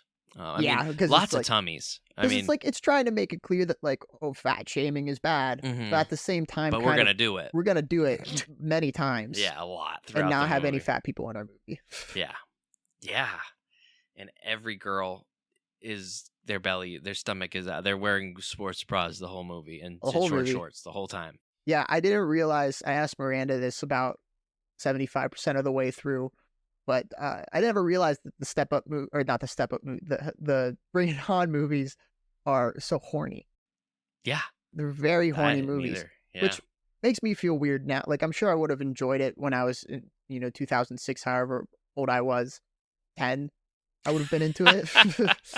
Yeah, maybe. I don't know. But now as like an adult, I'm like, oh, these are supposed to be high schoolers, and we're like, supposed to like oogle their butts and stuff. I'm Yeah. like, that makes me feel a little But weird. at the same time, though, they're not. They're not high schoolers. They're all clearly in once their again, it's 20s. yeah, yeah, yeah, Very yeah. clearly in their 20s, the Mhm. actors, but they're playing high school Sure, characters. yeah. And they're, maybe that's me just being a Puritan. I don't know. But, Good on you.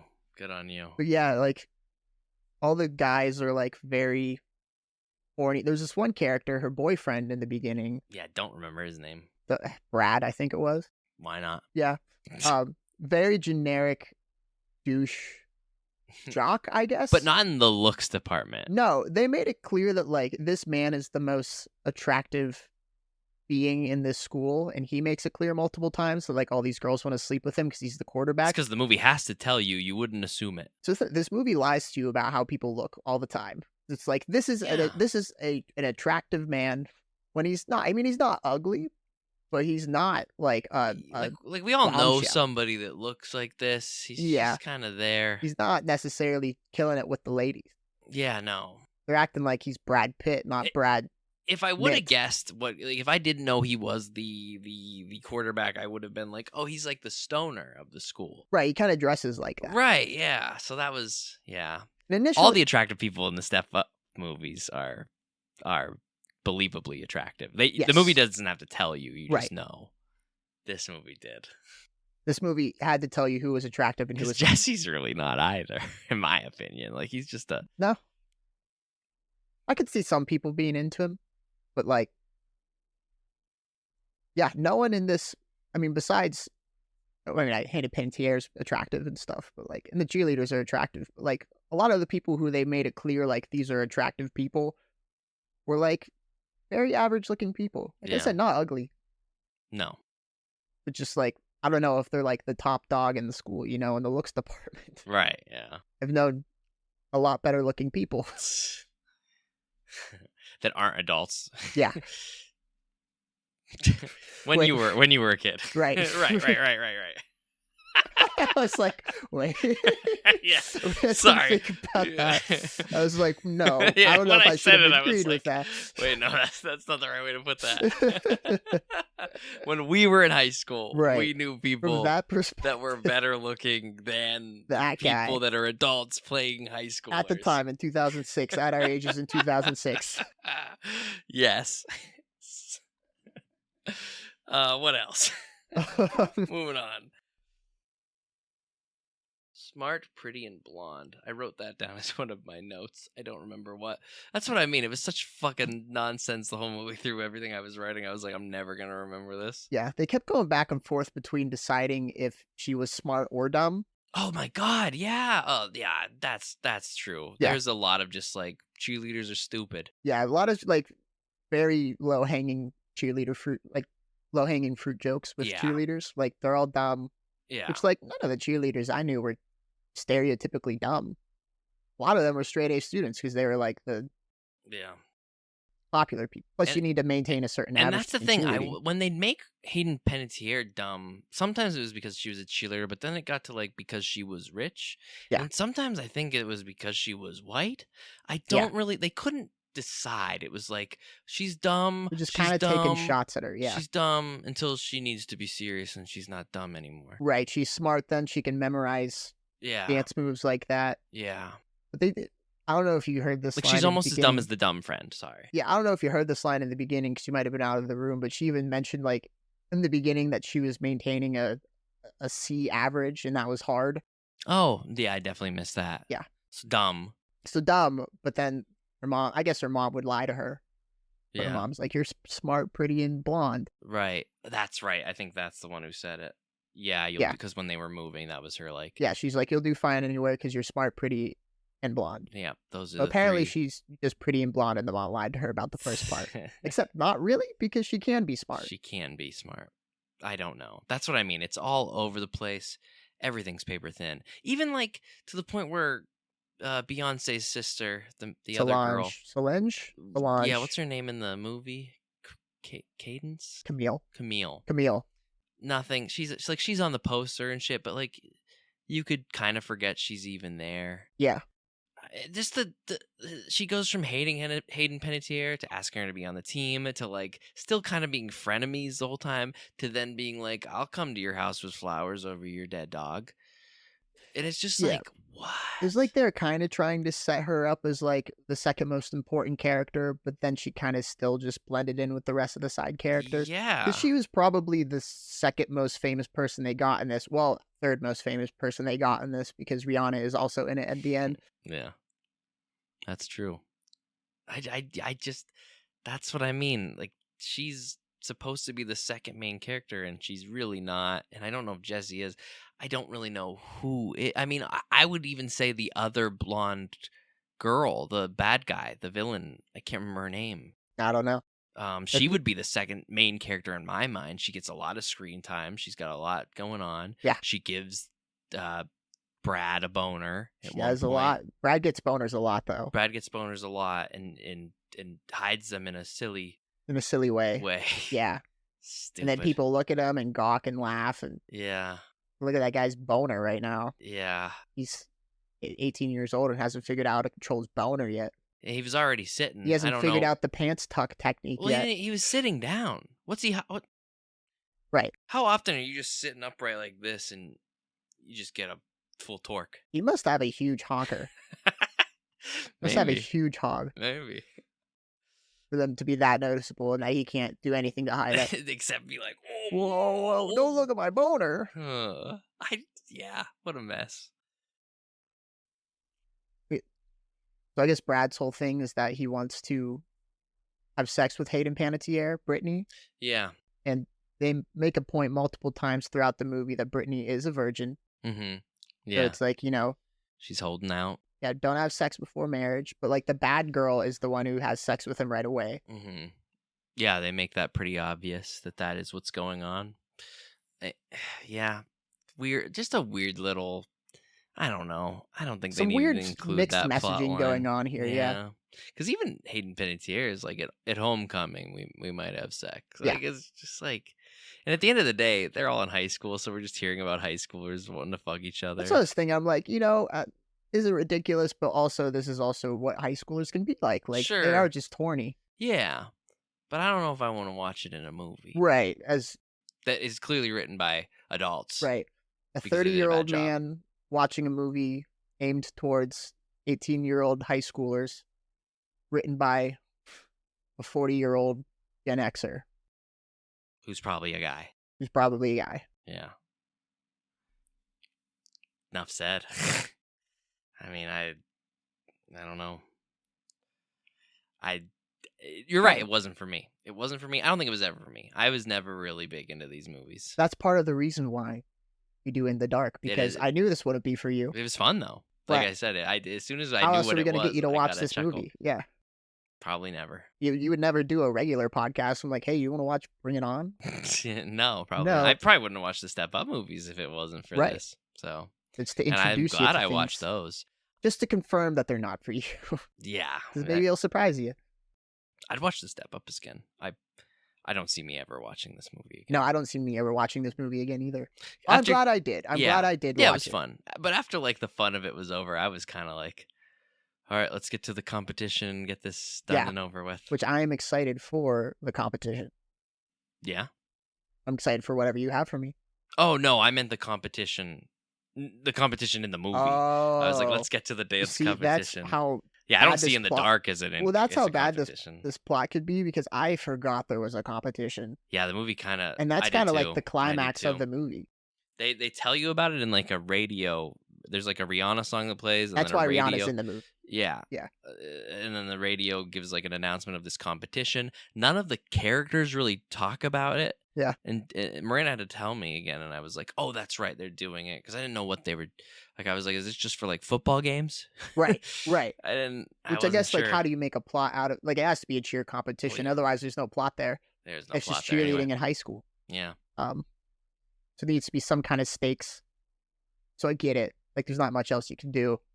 I think if you go from if you watch these movies, you should go to Step Up, because I think watching Step Up, there was nothing about the dancing and the cheering that made me like, whoa. Like, even when they were like dancing at the beginning and dancing like at Brittany, Hayden Panettiere's character at lunch, I was just like, these aren't good dance moves. No, I'm not like blown away. Too good of dance moves from the Step Up movies. Step Up movies ruined us for it. Yeah. we're like, oh, that's what I actual. guess it's believable high school dancing, I suppose. Yeah. I mean, they're not professional dancers, I guess. Yeah. So, I don't But know. still, funny moment. Yeah. So at one point, the blonde antagonist that we forget, she's the captain of the rival cheer squad that Hayden Panettiere used to be a part of. Mm-hmm. I don't remember her name. No. She finds out that Hayden Panettiere is going to Crenshaw Heights, and that's like a big deal because they're the rich neighborhood, and Crenshaw Heights is the poor neighborhood. Ghetto. And she smack talks Hayden Panettiere to her face, saying like, "Oh, Crenshaw Heights sucks. Like, did you see their cheerleaders? I even saw like one of them looked like she ate 2 Rihannas. Like the one of the cheerleaders is really fat." And immediately, Brittany, Hayden Panettiere, is like, "Don't you talk about Kenshi that way." She never mentions a name. She she just says a fat cheerleader on her squad, and Brittany's mind immediately goes to Kanisha, who, by the way, is also not fat. She's probably the fattest person on the team. Right, the thickest one, but she's also not a fat person. Right, yeah, that's true. Yeah. But she immediately went to I just thought it was funny that like Hayden Panettiere kind of told on herself there when she was like, yeah, because if you think about it, God, I wish I could remember the villain girl's name. They say it so many times. They do, I forget. But she's the one that tells Hayden Panettiere to tell the not fat girl that she's fat in the first place. Right. So for all that Hayden Panettiere knows is that the fat girl that she's talking about isn't Kanisha at all. It could be someone who's skinny because she thinks skinny people are fat anyways. Right. She's not a good judge of that. No. Well, she's also just really awful. She is the worst. Very kind of racist. They make it clear she's pretty racist. Yeah, there's a lot of racism in this movie. Like I said, I was not expecting to hear Wigger. That was a word, yeah. Yeah, that's not a word I have. That is a word I haven't heard since high school. When the white kids would call other white kids that if they listen to rap music or something. Sure. But I was not expecting it in the Bring It On movies. Came out strong. Yeah. Lots of racism. For it went around though. It was racism all over the place. But I mean, yeah. I guess that was still 2000s. You can still kind of. Things were still kind of just casually racist in movies. This wasn't even casually racist. This was racist a lot of the time.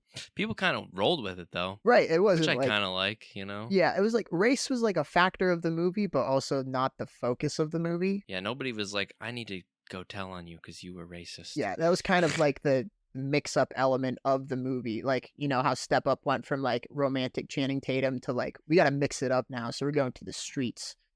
Bring It On. I've never seen the first one, but I do know that the rival team is an all-black team in Bring It On, the first one. Mm-hmm. And the protagonist team is an all-white team. I believe so. And so, like, you're rooting for the white girls to win over the black girls as the villains and stuff. And so you can tell the cultural reaction to that caused them to change the second movie to where white girl gets thrown into a black school and has to mix with them and desegregate, I guess. Like they're kind of going for the message of like crossing boundaries a little bit. Yeah. But then they didn't explore it at all. They're just like, no, she's one of us the first day. Yep. She adopts crumping. We didn't talk about crumping at all. No, we didn't. God. So this gave us a lot more to talk about than I thought. Yeah. So the scene, this would probably be my last thing because I wanted to mention crumping. Yeah, definitely. Go ahead. Yeah. So the scene that turned me on to this movie in the first place was I was reading. Torque. Yeah, full torque onto this movie. I was reading a Reddit thread of like, what are some really serious moments in movies that make you laugh out loud or cringe, like really hard? And someone posted that scene where she was learning how to crump and Bring It On. So bad. And I was like, I just saw that scene. That was the first scene I saw, no context. And it's just Hayden Panettiere fucking trying to crump. Oh, she's like, I don't know what to describe her as. A snake? You're right. She's like snaking. She's not crumping. I know that. She like ended her, like she'd do like a crump thing at the very end, but before she do that, she did weird air hump. Yeah, it was just very much like they just make Hayden Panettiere make something up on the spot. Well, I guess that's the point of crumping, but you figured they still would have had some kind of plan. Yeah, crumping perhaps would have been a good plan. She could have crumped. What she was doing. I laughed a lot at this Yeah. movie. That And was again, the certainly one of movie the was parts. again the movie was like, that was good. Yeah, yeah, yeah. They were like, "Whoa, Yeah. she's like one of the best," which made me laugh more. Yeah, Right. I laughed. We're not gonna laugh a lot during my movie. I don't think, at least. Make it sound very serious. I mean, it's not serious. It's just it's a very different kind of movie. Yeah. And I laughed a lot at this. Yeah. Yeah. I figured we would have some laughs. Yeah, good choice. I think my other movie I wanted to do first could have had this potential, but I decided to hold out on it because there's something that I need to watch this movie we're watching tonight for. So I wanted to Okay. get it out of the way. Alrighty. And I'll explain that to you after the fact. Good. So if you're ready. I'm ready. That's Yeah. all I had to say. I had a Cool. few things to say. That was all without a notebook. Good job. I mean, I took 5 notes. Yeah. I didn't even talk about it. Speak in text. That was the only thing I wrote that we talked about. Yeah. All right, so we will be back, and until then, stay in the dark. Ta-ta. All righty, ready, rain. Alrighty. Welcome back. We just had ourselves what seemed like a long hour and a half, but in a good way. Yeah. Hour and a half. Hour and a half. Yeah. Whereas Bring It On was an hour and 40 minutes. Mm-hmm. That also felt long. Really long. In a different way. In a different way. Yeah. But not a bad way. Not either. a bad way either. Just a different way. Yes. This movie was like that too. Yeah. One of the things we came to realize as we were watching this movie is that older movies, when they had to stick to the hour and a half marker, because that was like the average time of movies back then, they had to learn to pack a lot of shit in a small space, in a small frame of time. Yeah. The movies are a lot more dense than today's movies, where pretty commonplace to see 2-hour-long movies at least. At least. I'm almost bummed to see when they're not. Yeah. Because I'm worried they don't come. This movie compact a lot of stuff in a good way, I think. Yeah. In a good way. Well, in a way that I have more questions, but I think that's Certainly. a good thing. Oh yeah, I have a ton of questions about the world. Yeah. Should we explain what? And I don't know, Dick. Yeah. The movie we decided to watch is The Dark Crystal. It's from like I want to say 1984. I could be wrong on the date. But it's been a movie that's been a part of my life for a very, very, very, very long time. I hadn't seen it in a long time, but I've always it was a big part of when I was a kid, and then it's just always been with me. Even though I kind of forgot how the movie directly went. I don't know, there was things about it that influenced very young parts of my life. Yeah, and I was surprised because when we were watching through the scenes, I knew you had seen this before. You said you were very young, but yeah, you didn't really know what was going on throughout the whole movie. I remembered like scenes and figures and, like parts. But to me back then, like, you gotta think, this is a movie I watched when I was like 3, 4, 5 years old. Yeah, you need to see 30-year-old perspective of it. Well, I'm not watching it because I'm listening for story. I'm seeing the puppets. I'm seeing the creatures. I'm seeing all the cool things. I remember playing there are this, a lot of cool puppets. I used to play this in the woods when I was a kid, like in my head. Even though I didn't really know what the fuck was going on in it, Yeah, I still did it. And the VHS tape's so cool. It's like, it's black all around. It's them on the cover. It's got that cool font, but the casing of it is this like green instead of white. You know how on VHS, dark, not a dark green, but just a green. And it was so sick. I loved it. And I had a nightmare where one of those things was like talking to me in a picture frame in my living room when I was a kid. Which one? It's hard to pinpoint which one particularly it is, because the box art drawing could be any of them, and it was kind of like that version of it talking to me, which is like the general when he's like young for those few moments, like kind of look like that. So a Skeksis. Oh yeah, Skeksis for sure, and it scared me as a kid. I'd think about that nightmare forever and be afraid to be in my living room at night. Yeah, that would be a scary thing to see. And like we talked about during this movie, this is a movie. It was PG or G or some shit, and it's definitely not for kids. It's a very scary, though fantastical little movie. Yeah, it's scary and dark, and I think it was a lot for a young me. When I think 80s movies in general got away with a lot more dark stuff that they could pass by children. Mm-hmm. So not surprised that like children would watch this, especially very young children, because there's no profanity, there's no, nudity, no alcohol or whatever. Yeah, imagine being an adult when this movie comes out. You'd be like, this is perfect for my kid to watch. Yeah, it's puppets. It's action. But the puppets is honestly the only thing that is like kid-like about it, which caused us to ask this question of, is it inherently a kid's movie because it's puppets? Mm-hmm. Or can puppets also be for adults? It's hard to say. I mean, it's the same question that when Miranda and I were talking about it to each other, she called it an animated movie and I considered it a live action movie. And I was just like, I can see both ways. Yeah. Yeah. Describe the plot of the movie to the shitters, Braden. Oh boy. So basically there's a big dark crystal. Yeah, there's a big exposition dump by a narrator in the beginning of the movie. Yeah. Where it was explaining the world. And I missed some of it, but I got the gist that like there's this race of aliens. I'm going to call them aliens, but they're these, race of intelligent people that apparently split apart when they got to this planet, or they are always on the planet. I also was fuzzy on that part. I thought they were aliens.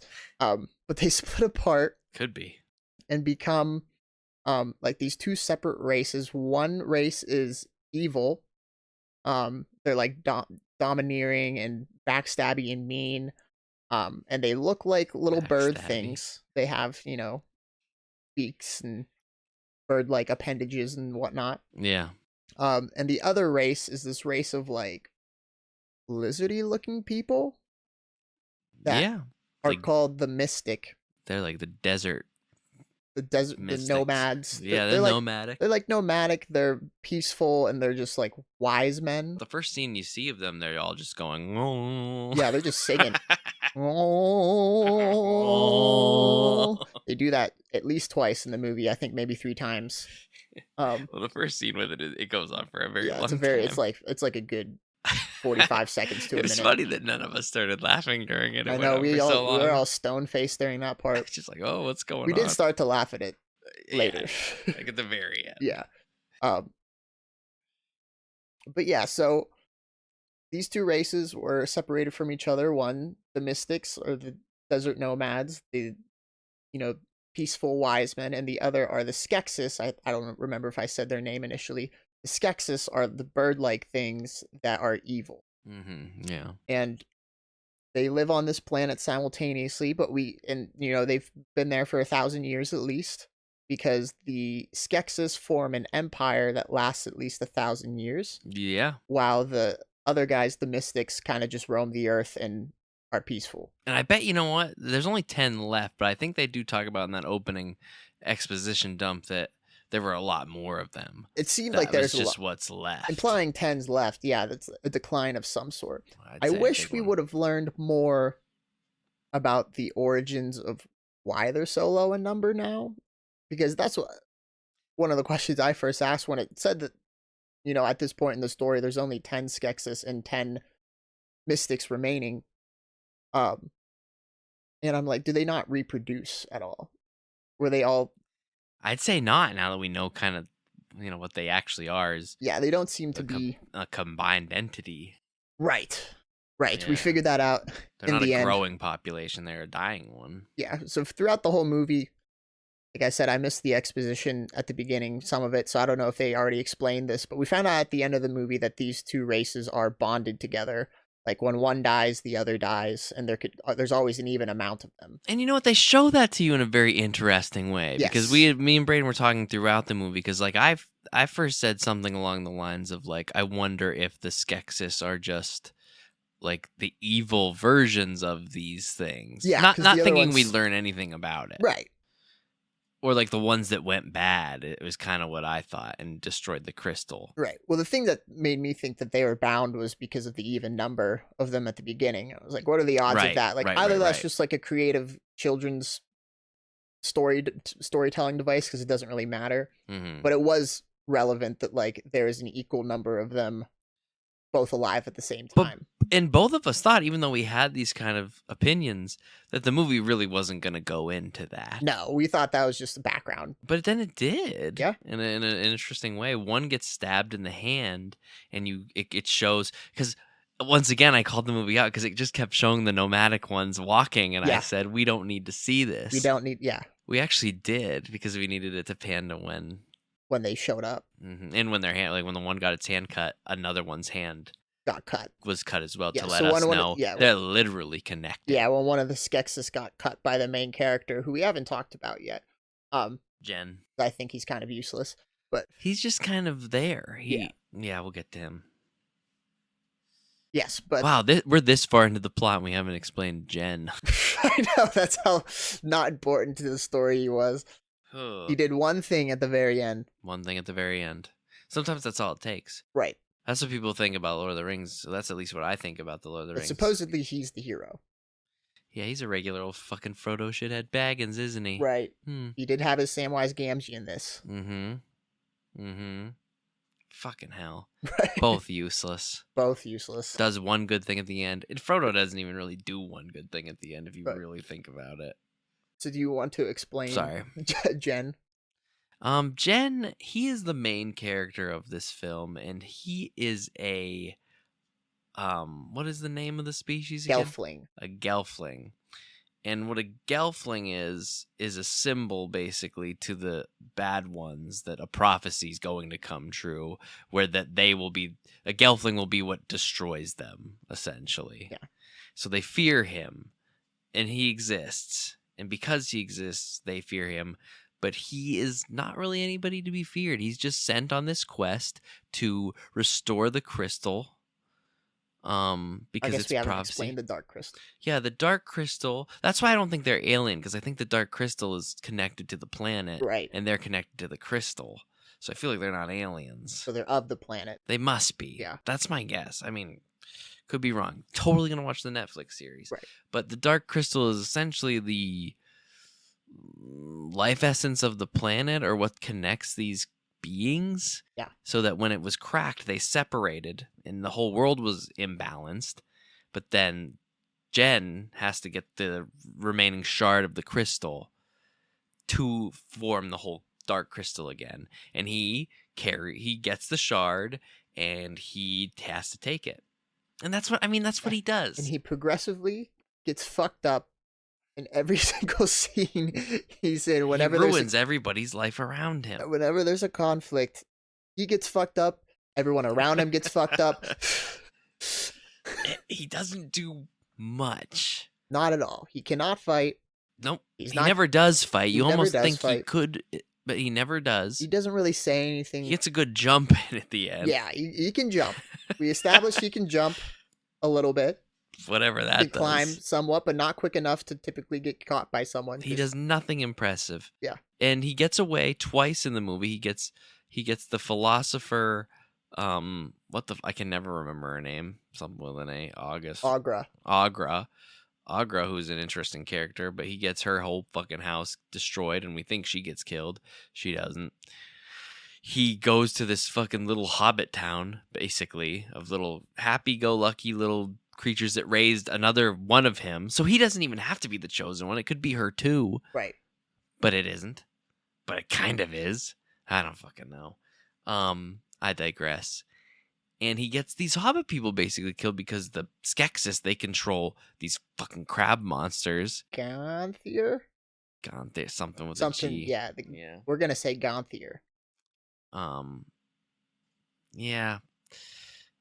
And he just gets everybody fucked up. And then at another point, I thought he was gonna try to talk to these crab people, and they just kicked the shit out of him. And it was the funniest line in the movie when I asked, "Ooh, maybe he's gonna communicate with these things," and then you went, "Wait, what did you say?" Doesn't look like it. Doesn't look like it. Doesn't look like it. As he's progressively getting thrown around by ass kicked. I laugh so fucking annihilated by these crab monsters. Does nothing the whole movie. So that's Jen, and he has to go get the crystal made whole. And spoilers, he does. But I mean, it's all happenstance. It's all just like luck. All the other characters were way more competent that he had allied to him. A guy at one point, but that's it. He stabs that guy at one point. But so that's it. Yeah, so like halfway through the movie, he meets another Gelfling girl that we mentioned was raised in this hobbit village. And she is like 100 times better than him. She can fly, first of all. Yeah. She just whips that out of nowhere. Yeah, they jump off a fucking cliff to escape the crab monsters that are after them, and she just pulls out wings out of nowhere and flies.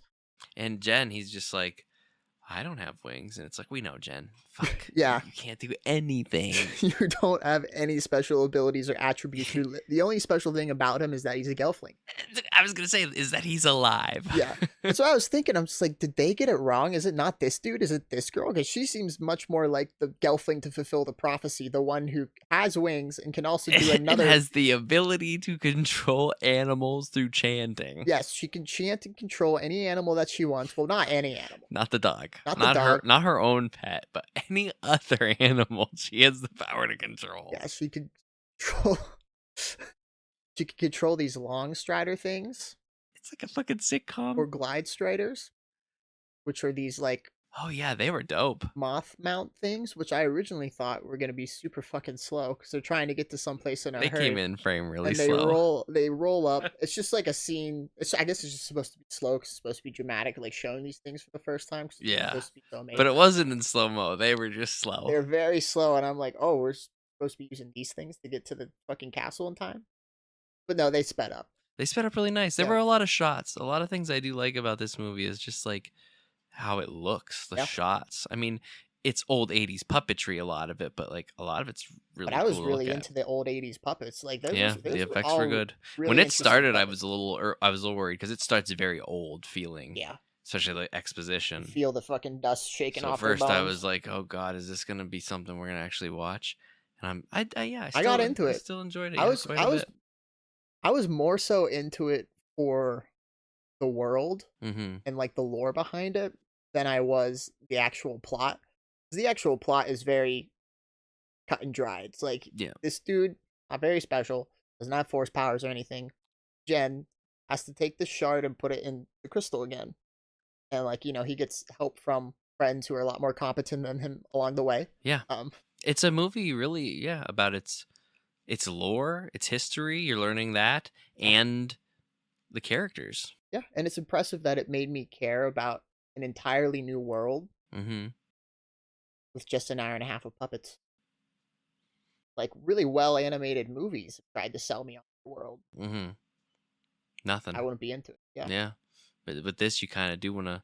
Like I said, the Netflix one is definitely... It takes place beforehand, so I think it goes into the lore. So if you want to, that's on Netflix. I think I'm going to check it out. Yeah. So it's just like... It makes you care about the characters. Fuck, I thought the dog died at one point, and it was just like, the dog! The dog died, too. She has this They wouldn't cute kill the dog? The girl... I forget Kira. Her name's Kira. She has the dog's name is Zigzag? Zigzag or something. Yeah, something weird. It's some Zigzag or Migzag or something. Some sort of zag. It's this little cat dog thing. I thought it was a cat, but it is more like a dog. That Kira has, the girl Gelfling. And it's very cute. But it does kind of get in the way. A lot. It causes a lot of problems. It shouldn't have been around. So like in the climactic moment when they're about to like ambush the Skeksis and put the crystal back in. Well, actually, I don't know what their plan was, but the dog gets them caught because the dog starts barking. They're like up in the rafters or on a balcony or something up above the Skeksis where the dark crystal is. Like they're all surrounding it. And the dog starts barking and the Skeksis look up and see that there's Gelflings on the roof, but they originally only see her. Right. Because of the dog barking. Right. Because the Jen was in another place. But then while they're all distracted looking at her, and you even mentioned this. I did. I thought he was going to do it. Oh, she's acting as a distraction so he can go do it. Yeah. Real quick, I got that shut down. Yeah, real quick. He just stands there. He's just standing there. And waits for one of them to notice him. Yeah. He had a good, 30 seconds while they're focusing on her. But no, he just stands there, and then they notice him. And then he still stands there when they're all being alerted to him. And then he still stands there. A lot of standing around. When they call the crab things. And I'm like, you should have just gone. and then we do like it's after that he does the giant jumps. Like it was always in him to make the jump. Yeah, and we also He just established didn't. that like they're not very strong. The Skeksis, they're like old as fuck. So one of the whole things, like one of the Skeksis' goals is to like live forever, and so they do that by stealing life essence from Gelflings. Mm-hmm. And also because the Gelflings are their mortal enemies, because they're gonna wipe them out in the Yeah. prophecy. But lost my train of thought. They're gonna wipe him out on the prophecy. They're gonna wipe them out on the prophecy. Gosh, now I'm trying to find it. Oh, you lost it entirely. Lost it entirely. Oh, Jesus. Okay.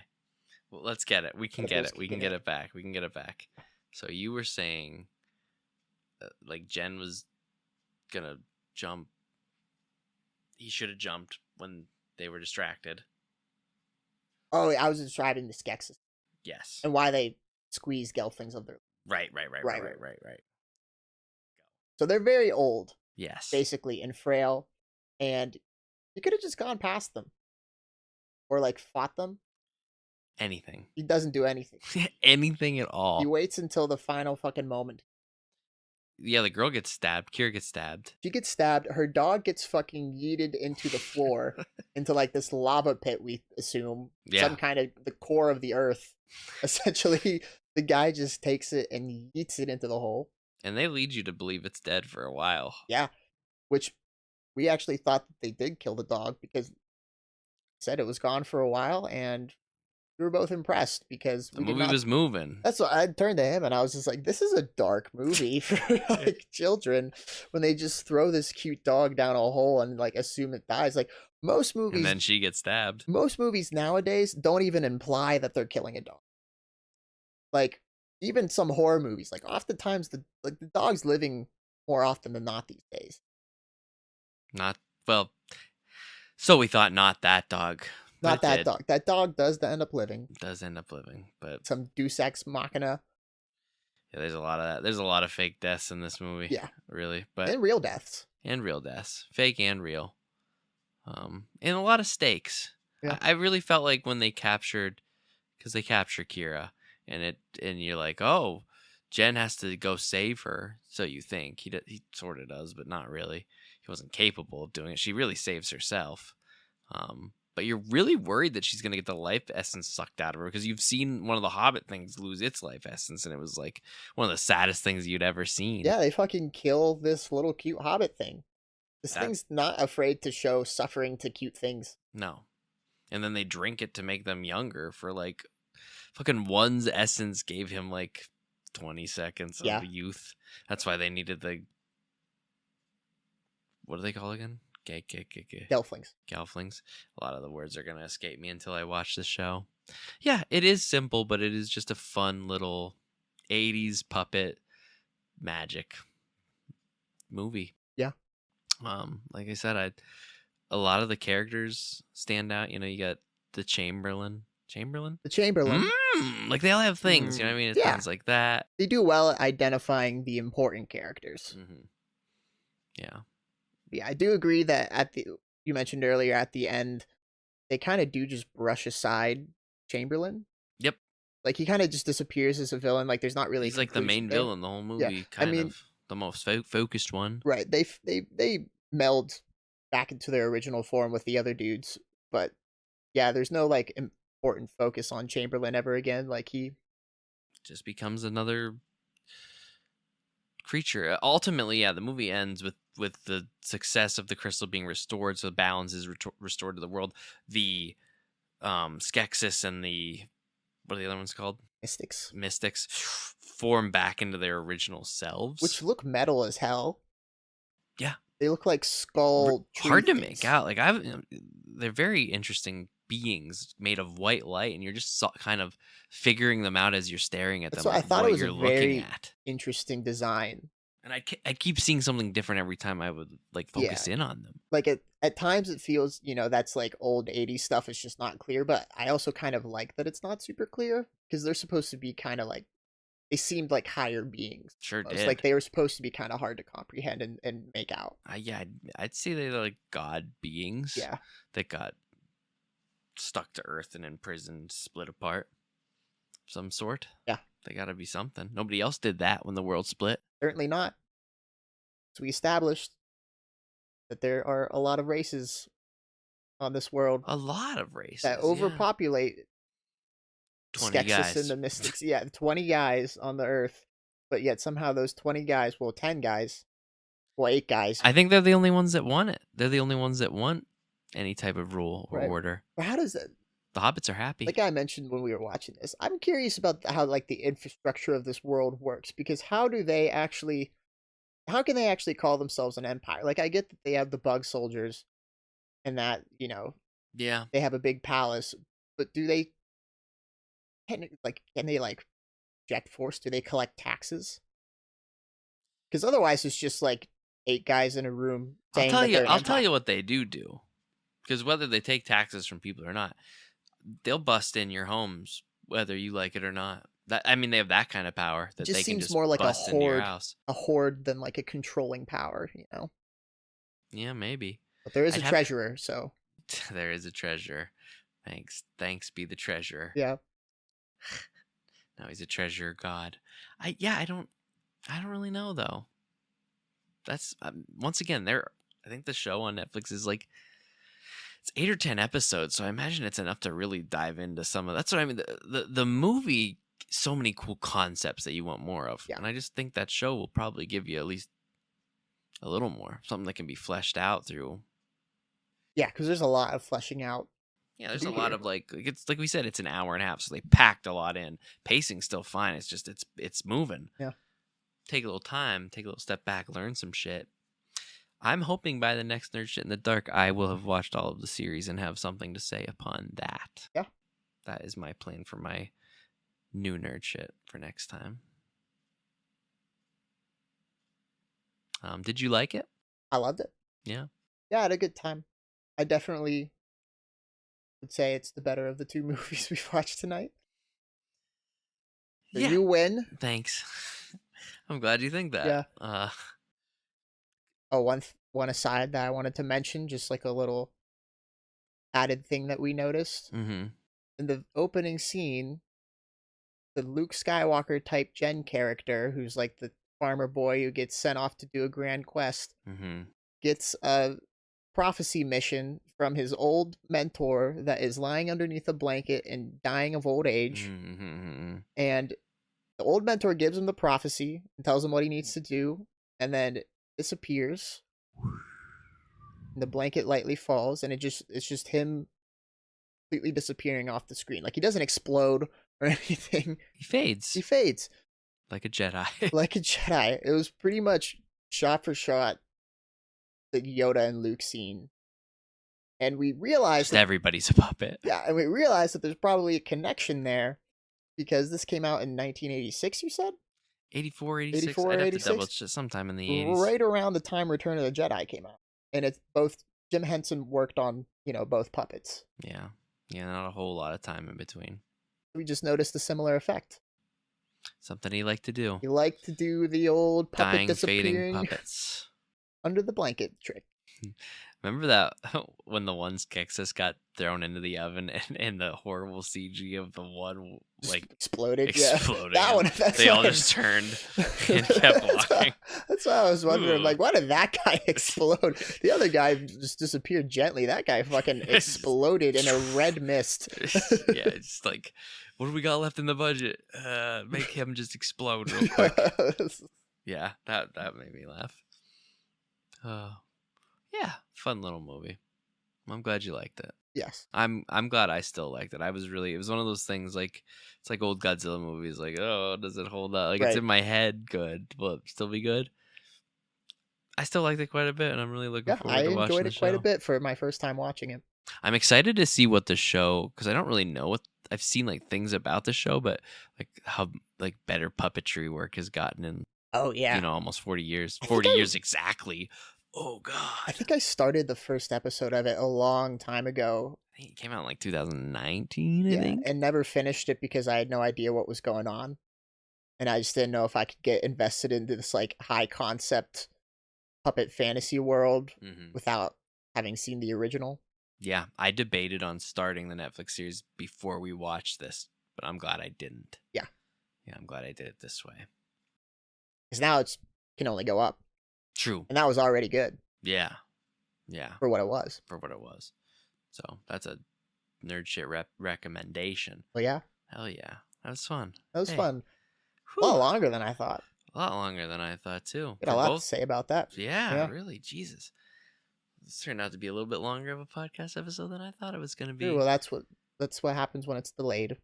We'll get an extra long one. Yeah, sure. Yeah. I like that. Yeah. A little more shit for the bowl.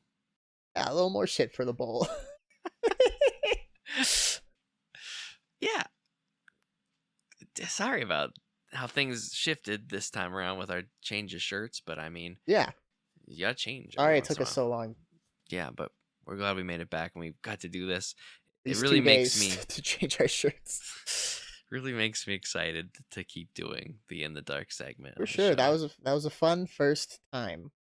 I'm gonna look forward to implementing the plan for the next one as well. But yeah. But with that done, I'd say that is the show. Wonderful. Just a few things to say before we duck out, but I mean, as always, this has been Nerd Shit in the Dark. The podcast that critics are saying is the shittiest podcast on the internet. That's right. In that context, it's good. Yeah. They're being funny, the Right. critics. They're being punny. Yeah. It's with a capital S if you read it. It's true. Look up any critic reviews. You'll see it. You'll see it. We are everywhere podcasts are, as far as I know. So follow us, please. We'll keep giving you content like this. New episodes every 2 weeks or so. And yeah, if you want to see some more footage, you're only going to hear so much if you just listen to the podcast. If you follow us on Patreon, you're going to get stuff I cut out of the audio for sure. Oh yeah, there's a lot of behind the scenes. You can see some more raw footage, some more jokes, some more stalls. Yeah. You can see the full effect if you follow us on Patreon. So go to patreon.com/nerdshitinthedark, where you can watch all sorts of bonus podcasts and video podcasts. Shit it up with us. Please. Yeah. Honestly, if I could have a poll, maybe I'll figure out how to do a poll for this one. Vote in the poll. Which movie did you prefer? Bring It On, All or Nothing, or Dark Crystal? Which movie did you prefer us talking about? Exactly. You Which may one, or may not have seen. if you know these movies. If you know these movies, pick which one you think is better. And then we'll decide that way, Brady. You don't have to tap out and say that you lost already. Yeah. We'll give you a chance for Thank democracy here at Nerd Shit in the That's Dark. 2 out of 3. How much of an audience overlap do you think there is between someone who's seen both Bring It On, All or Nothing, and The Dark Crystal? I'm going to say not much. I think the Dark Crystal is going to lose substantially. Yeah, I feel just like it's because, kind of niche. Kind of. Yeah, so we'll see. Who knows? Nobody probably will vote, so I'll take it. But I'll give it a funny chance. if we had a poll up though. I think the app allows me to have one. Do it. I'll try it. So if anybody knows how to answer any of these polls, go for it. Go for it. Well, we want to hear your opinion. Yeah. So that I think that's all the extra shit I needed to add. I have no shit to add. Okay then. Well then, everybody, it's been an honor, shitters, as it is every time we get out here and talk to you guys. Certainly. But as the saying goes, good night. Sleep tight. Don't let the shit bugs bite. Don't let the shit bugs. We'll see you next time. Taste the Chaz. Brady Peck. Brady and the Brad Neilster. Good night. Night.